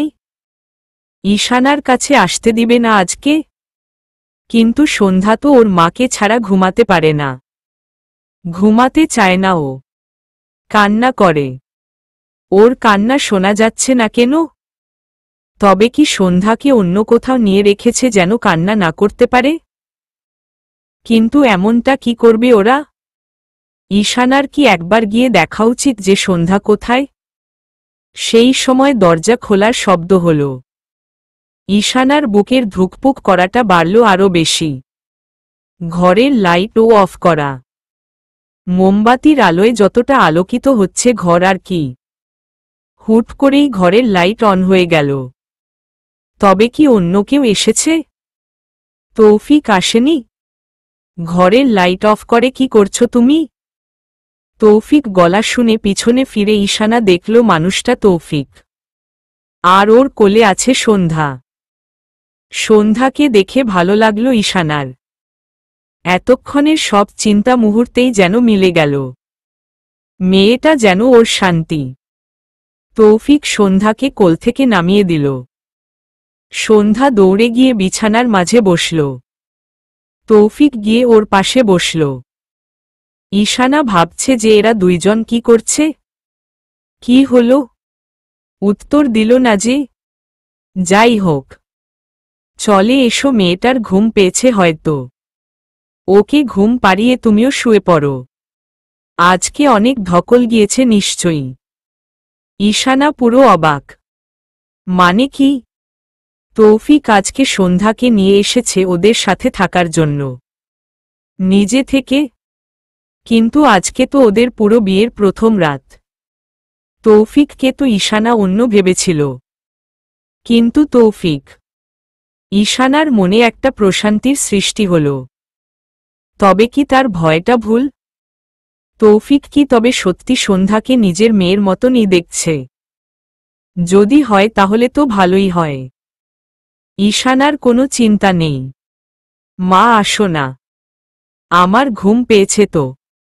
ঈশানা মুচকি হেসে গিয়ে সন্ধ্যার পাশে বসল। তৌফিক দাঁড়িয়ে গেল।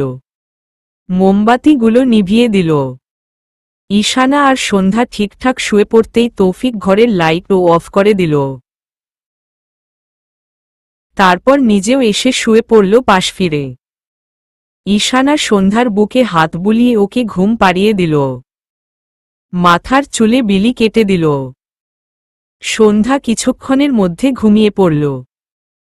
ছোট বাচ্চা তো, সারাদিনের ধকলের সাথে নতুন নতুন লোক দেখতে দেখতে ক্লান্ত। সন্ধ্যা ঘুমিয়ে পড়তেই ঈশানার কেন যেন মনে হল তৌফিকের সাথে একবার কথা বলা উচিত। ঘুমিয়েছ তৌফিক?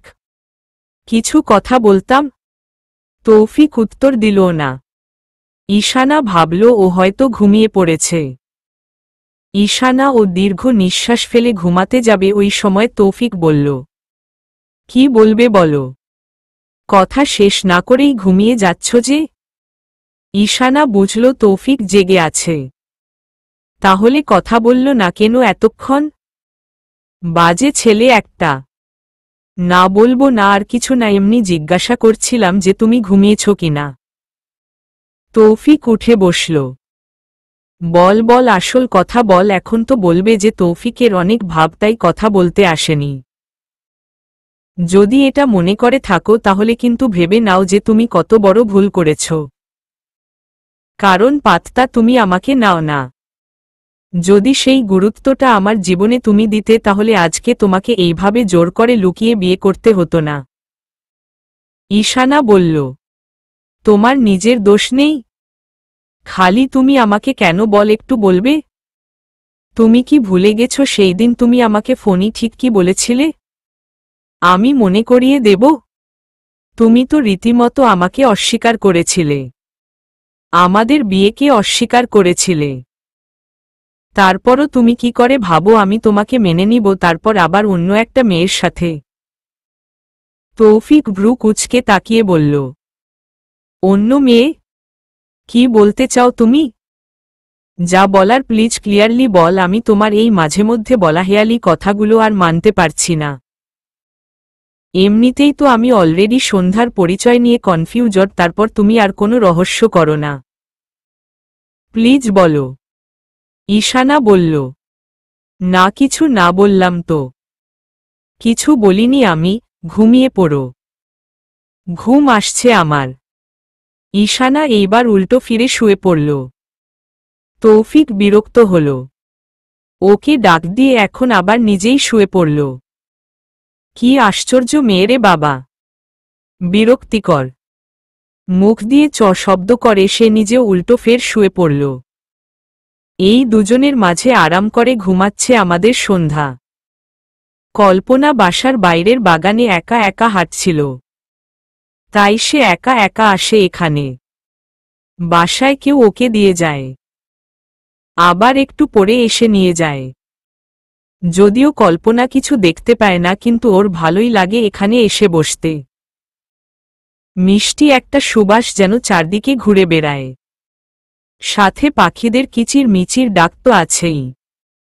বসেছিল একা একা আর উপভোগ করছিল প্রকৃতির এই সৌন্দর্য। মনে হলো যেন পাশে কারো উপস্থিত টের পেল। কেউ কি আছে আমার পাশে?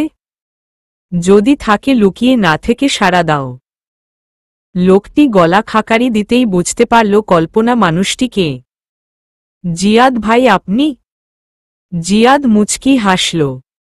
চিনতে পেরেছ দেখে ভালোই লাগল। আমি তো ভেবেছিলাম এত বছরে হয়তো ভুলেই যাবে। কল্পনা মুচকি হেসে বলল, ভুলার মতো মানুষ তো আপনি নন। যদি তেমন হতো তবে অবশ্যই ভুলে যেতাম। কেমন আছেন বলুন? অনেক আগেই তো আপু প্রকাশ্যে এসেছে। বাড়ির ঠিকানাও নিশ্চয়ই জানতেন, কিন্তু আসেননি একবারও। কারণটা কি জানতে পারি? আমার তো মনে হয় আপনি ভুলে গেছেন। অবশ্য ভুলে যাওয়ার আবশ্যকতা আছে, কারণ আমি তো তেমন ইম্পর্টেন্ট মানুষ না, আর না আপনার মতন মেধাবী। আমাকে ভুলে যাওয়াটাই হয়তো স্বাভাবিক। জিয়াদ বলল, তোমার কথায় তাচ্ছিল্য ফুটে উঠছে। এটা কি কেবল আমার ভুল ধারণা, নাকি আমি সঠিক? কল্পনা মুচকি হাসল। এত সাহস আমার নেই। একে তো আমি দৃষ্টি প্রতিবন্ধী, তারপর আমি না কিছু করি আর না কিছু পারি। আপনি তো সবকিছুতেই সেরা। আপনাকে তাচ্ছিল্য করব এত সাহস আমার নেই।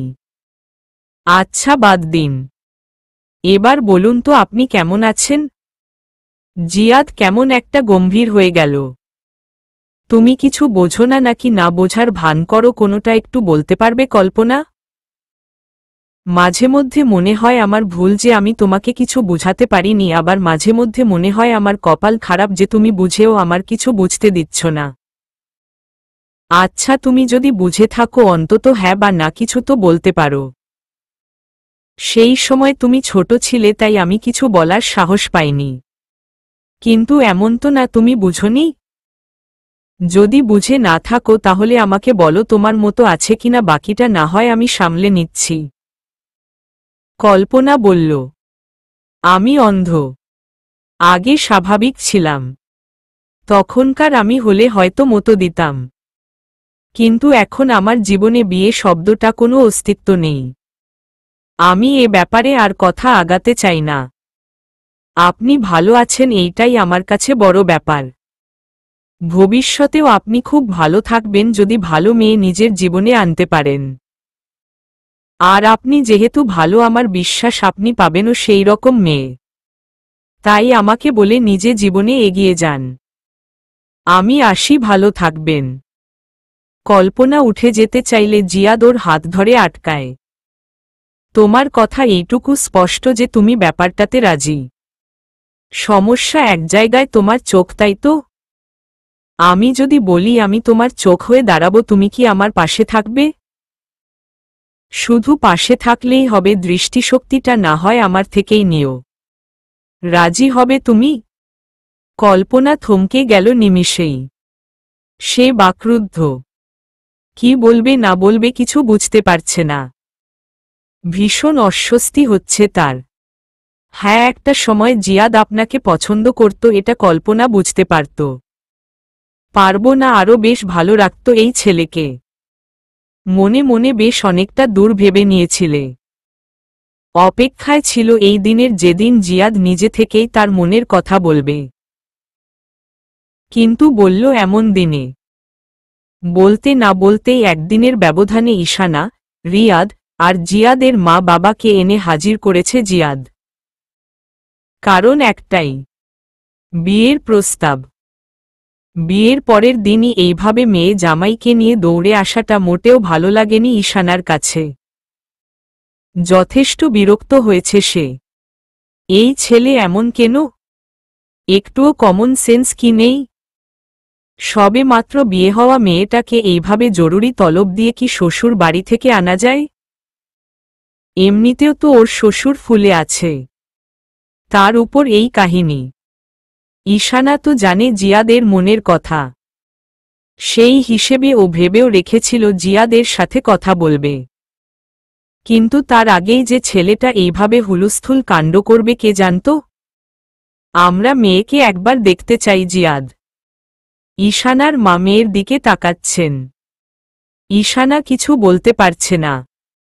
মাকে ইশারায় শুধু বলল ও যাচ্ছে কল্পনাকে আনতে। ওর মা বসে উনাদের সাথে ভালো মন্দ আলাপ করতে লাগলেন। ঈশানা কল্পনার ঘরে এসে দেখে কল্পনা জানালার গ্রিলে মাথা ঠেকিয়ে চুপচাপ বসে আছে। কল্পনা! ঈশানার ডাকে কল্পনা মাথা তুলে দেখল। জি আপু। ঈশানা এসে কল্পনার পাশে দাঁড়াল। নিচে কি হচ্ছে আশা করি তুই জানিস। জিয়াদের ব্যাপারটাও তো অজানা না, এখন বাকিটা তোর উপর। আমার মনে হয় তুই এমন কোনো ইঙ্গিত দিয়েছিস যেটাতে তোর হে প্রস্তাব পৌঁছেছে জিয়াদের কাছে। সেই কারণেই হয়তো এতদূর এগোনোর সাহস পেয়েছে। আমি তোকে বকছি না বা রাগ করছি না, আমি শুধু জিজ্ঞাসা করেছি তুই রাজি তো, তাই না বোন? আমি তো রহমতে বা তোর উপর চাপিয়ে দিয়ে কিছু করতে চাই না। আমি শুধু বলছি যে তোর কাছে কি মনে হয় জিয়াদ কি খুব বেশি ভুল করেছে? যদি তাই হয় তবে আমার সাথে নিচে যাওয়ার কোনো প্রয়োজন নেই। আমি ওদেরকে গিয়ে আর জিয়াদকে গিয়ে বলে দিচ্ছি যে তুই এই বিয়ে করতে চাস না। কল্পনা ঈশানাকে জড়িয়ে ধরল। আমি নিজেও বুঝতে পারছি না যে আমি কি করব আপু। আমার ভুল কি সঠিক কি সবকিছু গুলিয়ে যাচ্ছে। আমি উনাকে সরাসরি কিছু বলিনি। এমন না যে আমার উনাকে পছন্দ না বা আমি বিয়ে করতে চাই না, কিন্তু আমার অপারগতার জন্য নিজের জীবন থেকে বিয়ে শব্দটা সরিয়ে নিতে বাধ্য হয়েছি আমি। যখন আগে আমি বুঝতে পেরেছিলাম যে উনি আমাকে পছন্দ করে, নিজের মনেই একটা বিয়ে নামক সুখের স্বপ্ন আমি গড়ে তুলেছিলাম উনাকে নিয়ে। কিন্তু নিজের অপরাগতা বুঝতে পেরে আমি উনাকে ভুলে গিয়েছিলাম। উনি যথেষ্ট ভালো একটা মানুষ, মেধাবী। উনার ফ্যামিলিও নিশ্চয়ই অনেক সুন্দর একটা বউ দেখবে। সেইখানে আমি এগোনোর সাহস পাচ্ছি না। ঈশানা মুচকি হাসল। তোর অপারগতা নিয়ে যদি জিয়াদের কোনো সমস্যা না থাকে, যদি জিয়াদ তোকে মেনে নিতে পারে তোর মতন করে, তাহলে তোর কি সমস্যা বল? এমন তো না তুই ওকে পছন্দ করিস না। তোর কথা বার্তায় ওকে পছন্দ করার ইঙ্গিত স্পষ্ট। তাহলে? কল্পনা বলল, আমি চাই না আমার জন্য ওর সাথে ও ফ্যামিলির কোনো ঝামেলা হোক। ওর মা বাবা ওকে ভুল বুঝুক বা কিছু বলুক। আমি স্বাভাবিকভাবেই বিয়েটা চেয়েছিলাম, কিন্তু সেটা হয়তো হওয়ার নয়। নিচে ফেলে হয়তো ঝামেলা হবে। তুই না হয় জিয়াদ ভাইকে একটু বুঝিয়ে বলে দে। ঈশানা বলল, জিয়াদের মা বাবা সবটা জেনেই এইখানে এসেছে। এমনি এমনি আসলে যে ঝামেলা হবে সেটা নিশ্চয়ই জিয়াদ জানে। অকারণে এইটা সিন ক্রিয়েট হোক এইরকম কোনো কাজ জিয়াদ করবে না। সাথে তো রিয়াদও আছে, সমস্যা হবে না। রিয়াদ কা নাম লিয়া ওর রিয়াদ হাজির। রিয়াদের আকস্মিক আগমনে খানিকটা ভরকে গেলেও পড়ে হাসল ঈশানা। কি রে তুই এইখানে? রিয়াদ বলল, কল্পনা আসে না দেখেই আমি বুঝেছিলাম যে কোনো গণ্ডগোল আছে। মেয়েটা বোধহয় আমার ভাবি হতে ইতস্তত বোধ করছে, তাই ভাবলাম আমারই এগিয়ে আসা উচিত। তাই এগিয়ে আসলাম আমি নিজে থেকেই। এইবার বলো কি সমস্যা? হবু ভাবি আসতে চাইছে না কেন? আমার ভাইকে কি তার পছন্দ না? দেখো আমরা দুইজন কিন্তু একই রকম দেখতে। জিয়াদকে পছন্দ না তাহলে তো বলা যায় আমাকেও তোমার পছন্দ না। কল্পনা দ্রুত জবাব দিল হাত নাড়িয়ে। না না, এসব কি বলছেন, এরকম কিছু না। আপনারা দুইজনই ভালো, আপনাদের দুজনকেই আমার ভালো লাগে। রিয়াদ বলল। না না, দুজনকে ভালো লাগার প্রয়োজন নেই, কেবল জিয়াদকে ভালো লাগলেই হবে। তাহলে এখন যাওয়া যাক, বাকি কথা ভালো লাগা না লাগা সেটা না হয় নিচে গিয়েই হবে। কল্পনা দীর্ঘ নিঃশ্বাস ফেলে বলল, বেশ, চলুন তাহলে।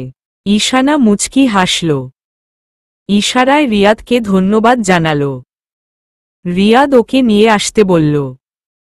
ঈশানা কল্পনাকে হাত ধরে নিয়ে আসলো নিচে। কল্পনা শাড়ি আগে থেকেই পরা ছিল, শুধু ওকে মাথায় ভালোভাবে ঢাকা দিয়ে দিল ঈশানা। তারপর বসিয়ে দিল একটা সিঙ্গেল সোফায়। কল্পনা সবাই যে সালাম দিল। রিয়াদের মা বাবা একে অপরের দিকে তাকাল। রিয়াদের বাবা মুচকি হেসে বললেন, তোমার নাম কল্পনা তাই না মা? তোমার কথা অনেক শুনেছিলাম জিয়াদের কাছে। ছেলেটা তোমাকে অনেক আগে থেকেই পছন্দ করে। আচ্ছা, আমি কি জানতে পারি যে তোমার চোখটা এইরকম হলো কিভাবে? দেখো, তুমি যদি কিছু মনে না করো তাহলেই বলো, সমস্যা নাই, আমি তোমাকে জোর করব না। কল্পনার অনেক ভালো লাগলো জিয়াদের বাবার কথা। কত ভালোভাবে সুন্দর করে বুঝিয়ে বলল উনি কথাগুলো, একদম যেন নিজের মেয়ের সাথে কথা বলছেন।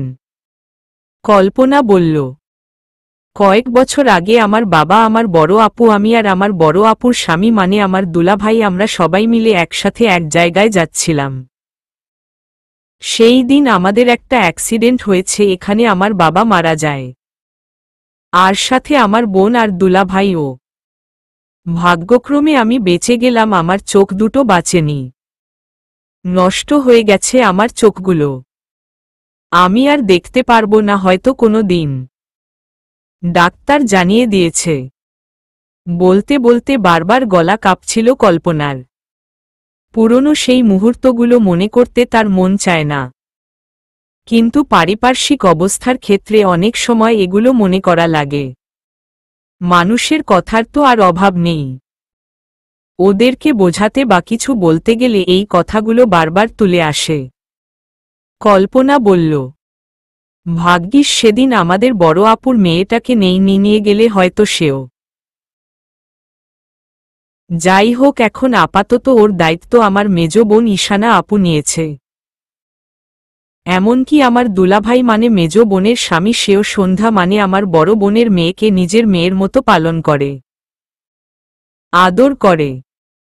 ঈশানা চমকে গেল।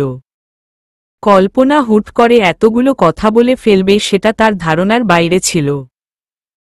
সে তো চেয়েছিলাম যেন তৌফিক কোনো কিছু না জেনে এক পলক তাকালে তৌফিকের দিকে, কিন্তু তৌফিক নির্বাক, যেন ও কোনো আশ্চর্য হয়নি। তবে কি তৌফিক বুঝতে পেরেছিল, নাকি ওকে কেউ জানিয়েছিল?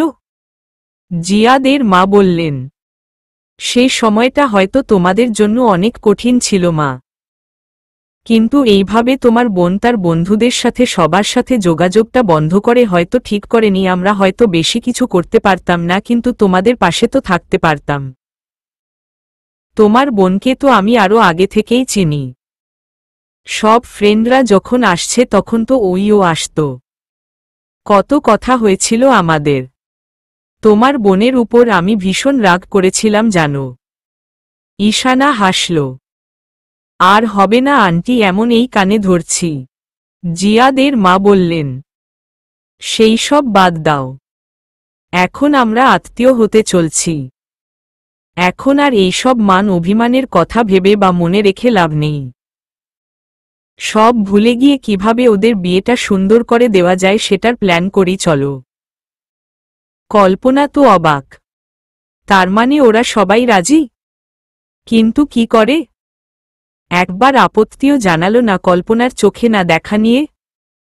তৌফিক আর জিয়াদ দুজনেই সেই শুরু থেকেই চুপচাপ আছে, যেন ওরা কথা বলতেই জানে না। জিয়াদের মা বাবা আরও কিছু কথা বলে বিয়ের ডেট ঠিক করে বেরিয়ে গেল। কিছুক্ষণ আদর আপ্যায়ন করার পর ঈশানা, সন্ধ্যা আর তৌফিকও বেরিয়ে গেল ওদের বাড়ির উদ্দেশ্যে। গাড়িতে কেউ আর কারো সাথে কোনো কথা বলেনি বা ঈশানা ও জিজ্ঞাসা করেনি সন্ধ্যার ব্যাপারটা ও ঠিক কিভাবে নিয়েছে। বাসায় এসে তৌফিক সন্ধ্যাকে নিয়ে নেমে চলে গেল, আর ঈশানা পিছে পিছে আসতে লাগল। বাড়িতে পৌঁছেই সেই মেয়েটিকে আবার দেখতে পেল ঈশানা। বউয়ের সামনে একজন অন্য একটা মেয়ে এভাবে তার বরকে জড়িয়ে ধরলে কোনো বউ সেটা মেনে নিতে পারবে না। ঈশানা ও পারেনি। তার উপর মেয়েটাকে নিয়ে সে আগে থেকেই তৌফিককে সন্দেহ করে। কেমন আছো তুমি? বিয়ে করেছ আর বললে না কেন বলো তো? আমাকে বললে কি হতো? আমি তো আর তোমার বিয়ে ভেঙে দিতে যেতাম না, তাই না? বলে মেয়েটি হাসল মুচকি। ঈশানার দিকে তাকিয়ে তৌফিককে বলল, এই বুঝি তোমার বউ নাকি? খুব মিষ্টি দেখতে তো। তোমার পছন্দ আছে বলতে হবে। ঈশানা উত্তর দিল না, পাশ কাটিয়ে চলে গেল উপরে। মেয়েটি ব্যাপারটা খেয়াল করতেই তৌফিকের দিকে কড়া চোখে তাকিয়ে বলল, ঝগড়া করেছ ওর সাথে? ও এমন করল কেন? নিশ্চয় তোমার উপর রেগে আছে। কি করেছ তুমি ওর সাথে? একটা মেয়ে অন্য কারো বাড়ি থেকে এসেই প্রথম দিন এইরকম রাগ দেখাচ্ছে মানে বুঝেছ? কি করেছ বলো তো? তৌফিক ইনোসেন্ট মুখ করে বলল, আশ্চর্য, তুমি আমাকে বকছ কেন? তোমার সাথে কে এমন করল? হিসেবে তো তোমার উচিত ওকে বকা। সেটা না করে তুমি আমাকে বকছ? ও তোমার আপন নাকি আমি? মেয়েটি তৌফিকের কান মলে বলল, যেই ভুল ধরতে গেলাম অমনি আপনপর চলে আসলো, তাই না? তোকে ধরে মায়ের দেওয়া উচিত। আমি আজকে আন্টিকে বলবো তুই এমন করছিস, নতুন বউয়ের সাথে ঝগড়া করছিস। আর আমি অবশ্যই ঈশানার পাশে দাঁড়াব। মেয়েটা নতুন, অনেক বছর তোর পাশে ছিলাম, এইবার ওর পাশে থাকব। তৌফিক কান ছাড়িয়ে নিয়ে বলল, হ্যাঁ বলবেই তো। তুমি তো আবার নারী অধিকার নিয়ে কাজ করো, সমাজ সেবা করো। মেয়েটি দীর্ঘ নিঃশ্বাস ফেলে বলল, হ্যাঁ, আমি চাই না আমার জীবনে যা হয়েছে সেটা অন্য কারো জীবনে হোক। যাই হোক, উপর যাও, বউয়ের অভিমান ভাঙাও। তৌফিক মুচকি হেসে উপরে চলে গেল। ঘরে গিয়ে দেখল ঈশানা বিছানায় বসে নিজে নিজে ফুলছে। তৌফিক গিয়ে নিজের হাতের ঘড়ি খুলতে খুলতে বলল, কি ব্যাপার? একজন তোমার সাথে কথা বলছে দেখার পর ও চলে আসলে কেন তুমি? এইটা কি ভদ্রতার মধ্যে পড়ে? ঈশানা হুট করে ক্ষেপে গিয়ে দাঁড়িয়ে বলল, ও তাহলে বউয়ের সামনে তার বরকে জড়িয়ে ধরাটা বুঝি ভদ্রতা? একজন বিবাহিত পুরুষের সাথে এইরকম লাগো লাগো সম্পর্ক রাখা বুঝি ভদ্রতা? আর তুমি, তোমার মধ্যে ভদ্রতা আছে নাকি? আগে কিছু একটা ছিল, কি ছিল না সেটাই আমি না যাই, কিন্তু এখন তো তুমি আমাকে বিয়ে করেছ, আর নাকি মানুষের চোখে ধুলো দিয়ে নিজের সম্পর্ক চালিয়ে যাওয়ার জন্য এই কাজ করেছ? তৌফিক উত্তর দিল না, কিন্তু আয়না দিয়ে দেখল ঈশানা তৌফিকের লাল হয়ে যাওয়া চোখ। রেগে গেছে সেটা বোঝা যাচ্ছে, তবে ওর মাথায় ফুলে উঠা রাগ বলে দিয়েছে তৌফিকের রাগের পরিমাণটা একটু বেশি হয়ে গিয়েছে। তৌফিক কিছু বলল না, পুনরায় নিজের হাতে ঘড়িটা পরে নিয়ে বেরিয়ে গেল ঘর থেকে। ঈশানা ও আটকাল না, সেও চুপচাপ বিছানায় বসে চোখের পানি ফেলতে লাগল। কিছুক্ষণ পর তিয়াশা আসলো সেইখানে। ভাবি, তুমি কি কাঁদছ? ভাইয়া কোথায় গেল? তোমাদের দুইজনের কি ঝগড়া হয়েছে? ঈশানা দ্রুত নিজের চোখ মুছে ফেলল, না আমার কিছু হয়নি। তোমার ভাইয়া কোথায় গিয়েছে আমি জানি না। তিয়াশা এসে ঈশানার পাশে বসল, হয়তো ইমার্জেন্সি হয়েছে, নইলে বড় আপু আসার পর তো ভাইয়া কখনোই বাইরে কোথাও যায় না। আরও একবার এই কথায় যেন রক্তক্ষরণ হল ঈশানার হৃদয়ে। খুব ভালো সম্পর্ক বুঝি ওদের দুইজনের? তিয়াশা বলল। হ্যাঁ, হবে না? আমাদের বড় আপু যে। ঈশানার মুখ সাথে সাথে হা হয়ে গেল। বড় আপু মানে? ওই মেয়েটা তৌফিকের বড় বোন? কিন্তু তৌফিকের তো কোনো বড় বোন ছিল না। কিন্তু তৌফিকের তো বড় বোন নেই। আমি তো সেটাই জানতাম। তিয়াশা বলল। ভাইয়া তোমাকে বলেনি? হয়তো বলার সুযোগ পায়নি। ও আমাদের বড় আপু। কিন্তু আমরা ছোট থেকে ওকে কাছে পাইনি। আমার বড় ফুপি ওকে বিদেশে নিয়ে গিয়েছিল। ও বড় ফুপির কাছে থাকত। আমরা নিজেরাও জন্মের অনেক পরে জেনেছি আমাদের নাকি একটা বড় আপু আছে। ভাবো কি ভয়ানক কথা! বলে হু হা করে হেসে দিল তিয়াশা নিজেই।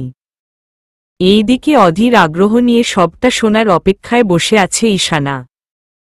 তারপর ফুপি আমাদের ফুপাতো ভাইয়ের সাথে ওর বিয়ে ঠিক করলে ও অন্য এক বাংলাদেশি ছেলের প্রেমে পড়ে যে বিদেশে থাকত।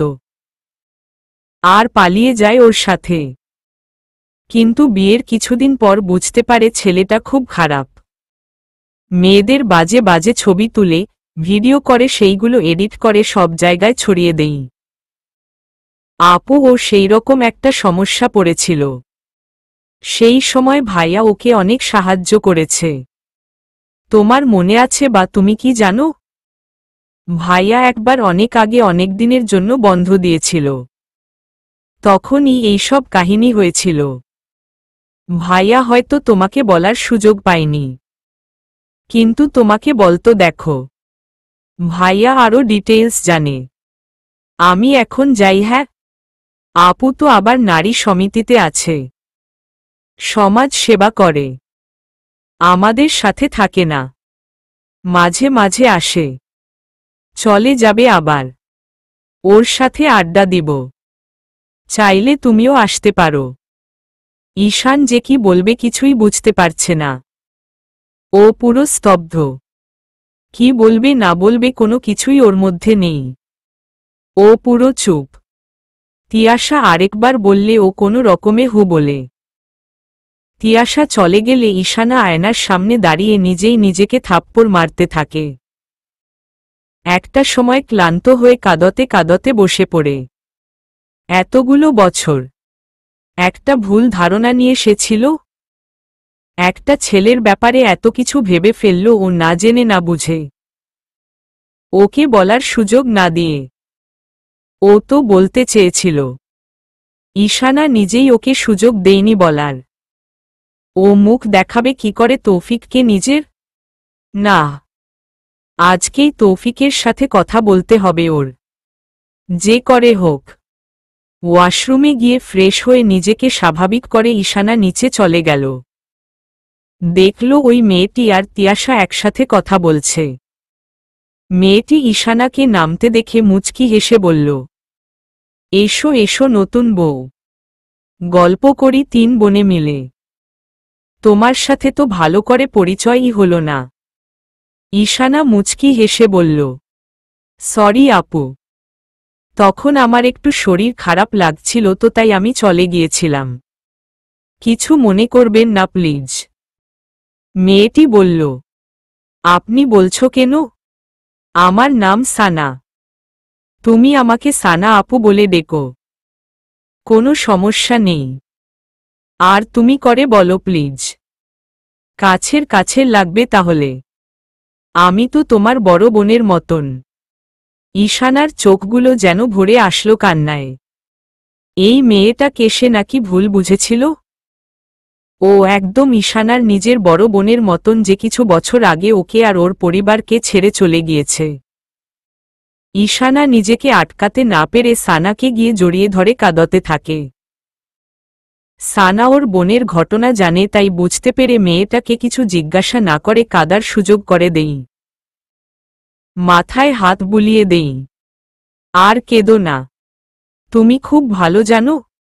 মন খারাপ করে থাকলে তোমাকে একদম ভালো লাগে না। দেখি তাকাও আমার দিকে। ঈশানা মুখ উঁচু করলে সানা ওর চোখের পানি মুছিয়ে দেই। তুই কখন আসলি রে মা সানা? সানা ওর বাবার কাছে গিয়ে সালাম দেই। বাবা মেয়েকে জড়িয়ে ধরে। কিছুক্ষণ আগে আর এসেই শুনলাম তুমি নাকি তোমার আরেক নতুন মেয়েকে অ্যাকসেপ্ট করতে পারছো না। কেন বলো তো? ওই পিচ্ছিটা কি সুন্দর তোমাকে দাদু দাদু বলে ডাকে। আর ও তো পর কেউ না, ঈশানার বড় বোনের মেয়ে। ঈশানার বড় বোনের মেয়ে? কিন্তু ওই কথাটা এতদিন বলেনি কেন তাহলে? সানা বলল, তুমি যেইভাবে গিয়ে বলেছিল আর জিজ্ঞাসা করেছিলে সেই দিন কার ভালো লাগবে বলো তো, কেউ এইভাবে বললে? সেই জন্য ও বলেনি, হয়তো অভিমান করে। যাই হোক, এখন তো জানলে। এখন আর কোনো ঝামেলা করো না। ওর সাথে বাবা মেয়ের সম্পর্কটা পাতিয়ে নাও। তৌফিকের বাবা একবার ঈশানার দিকে তাকালেন। ঈশানা মাথা নিচু করে আছে। সময় লাগবে বলে উনি নিজের ঘরে চলে গেলেন। ঈশানার মন খারাপ হয়ে গেল। সানা এসে বলল, আর কিছু ভাবতে হবে না। তোমার বড় আপু এসেছে না? তোমার সব সমস্যার কথা আমাকে বলবে। আমার ভাইয়ের ব্যাপারে যদি কোনো অভিযোগ থাকে সেটাও আমাকে বলবে। ওকে?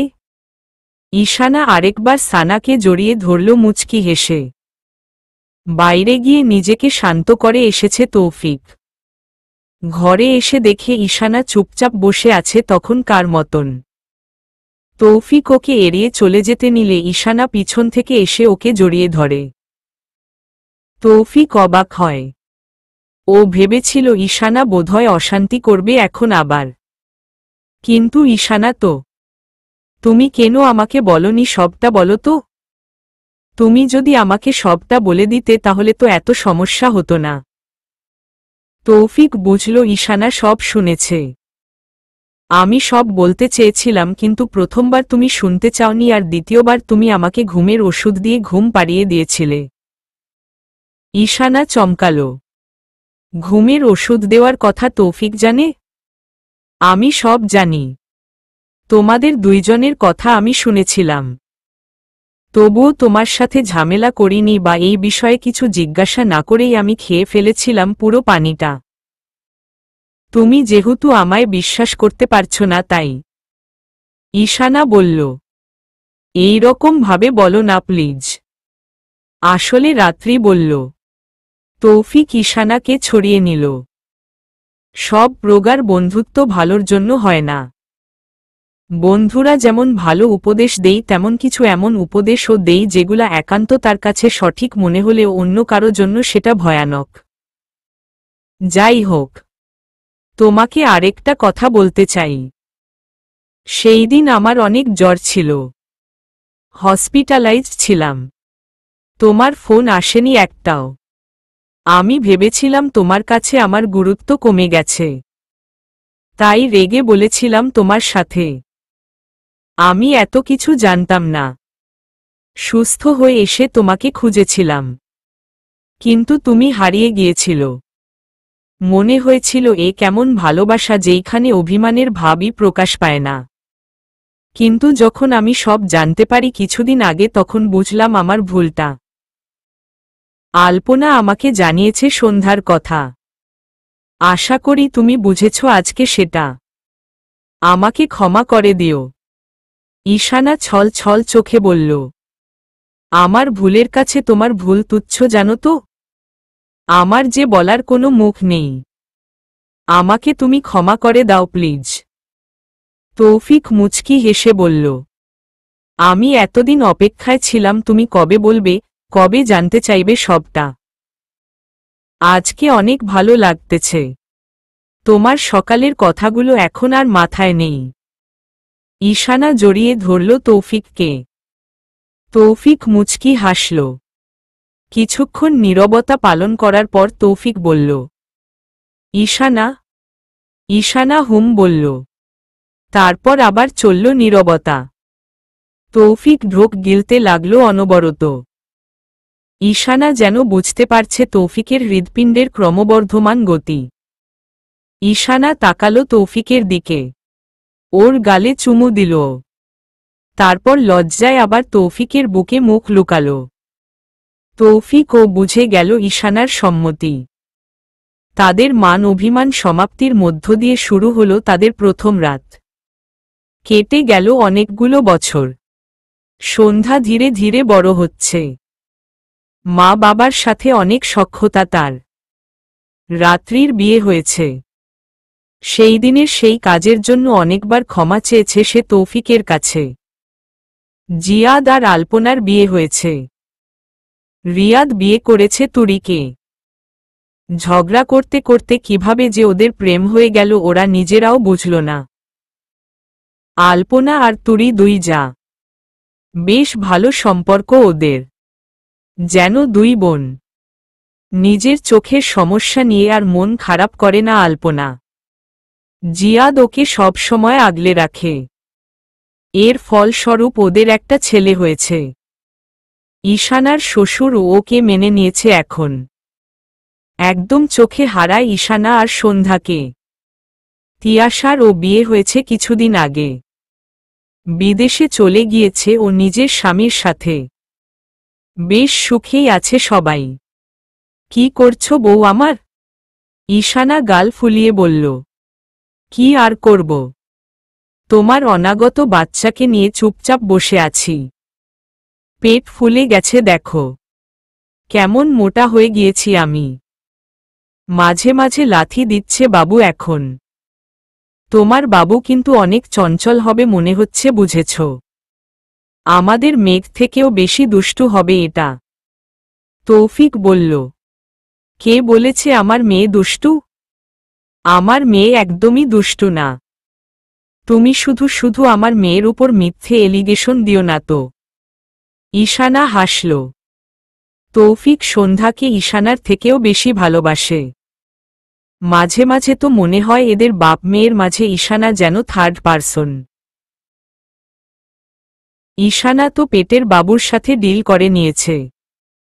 ওই বাপ বেটির গ্রুপে ওকে যেতেই দিবে না। ওরা নিজের একটা গ্রুপ হবে। হুহ। আর কিছুদিন পর আরেকজন সদস্য আসবে। ঈশানা দীর্ঘ নিঃশ্বাস ফেলে বলল। সময় কত তাড়াতাড়ি চলে যায়।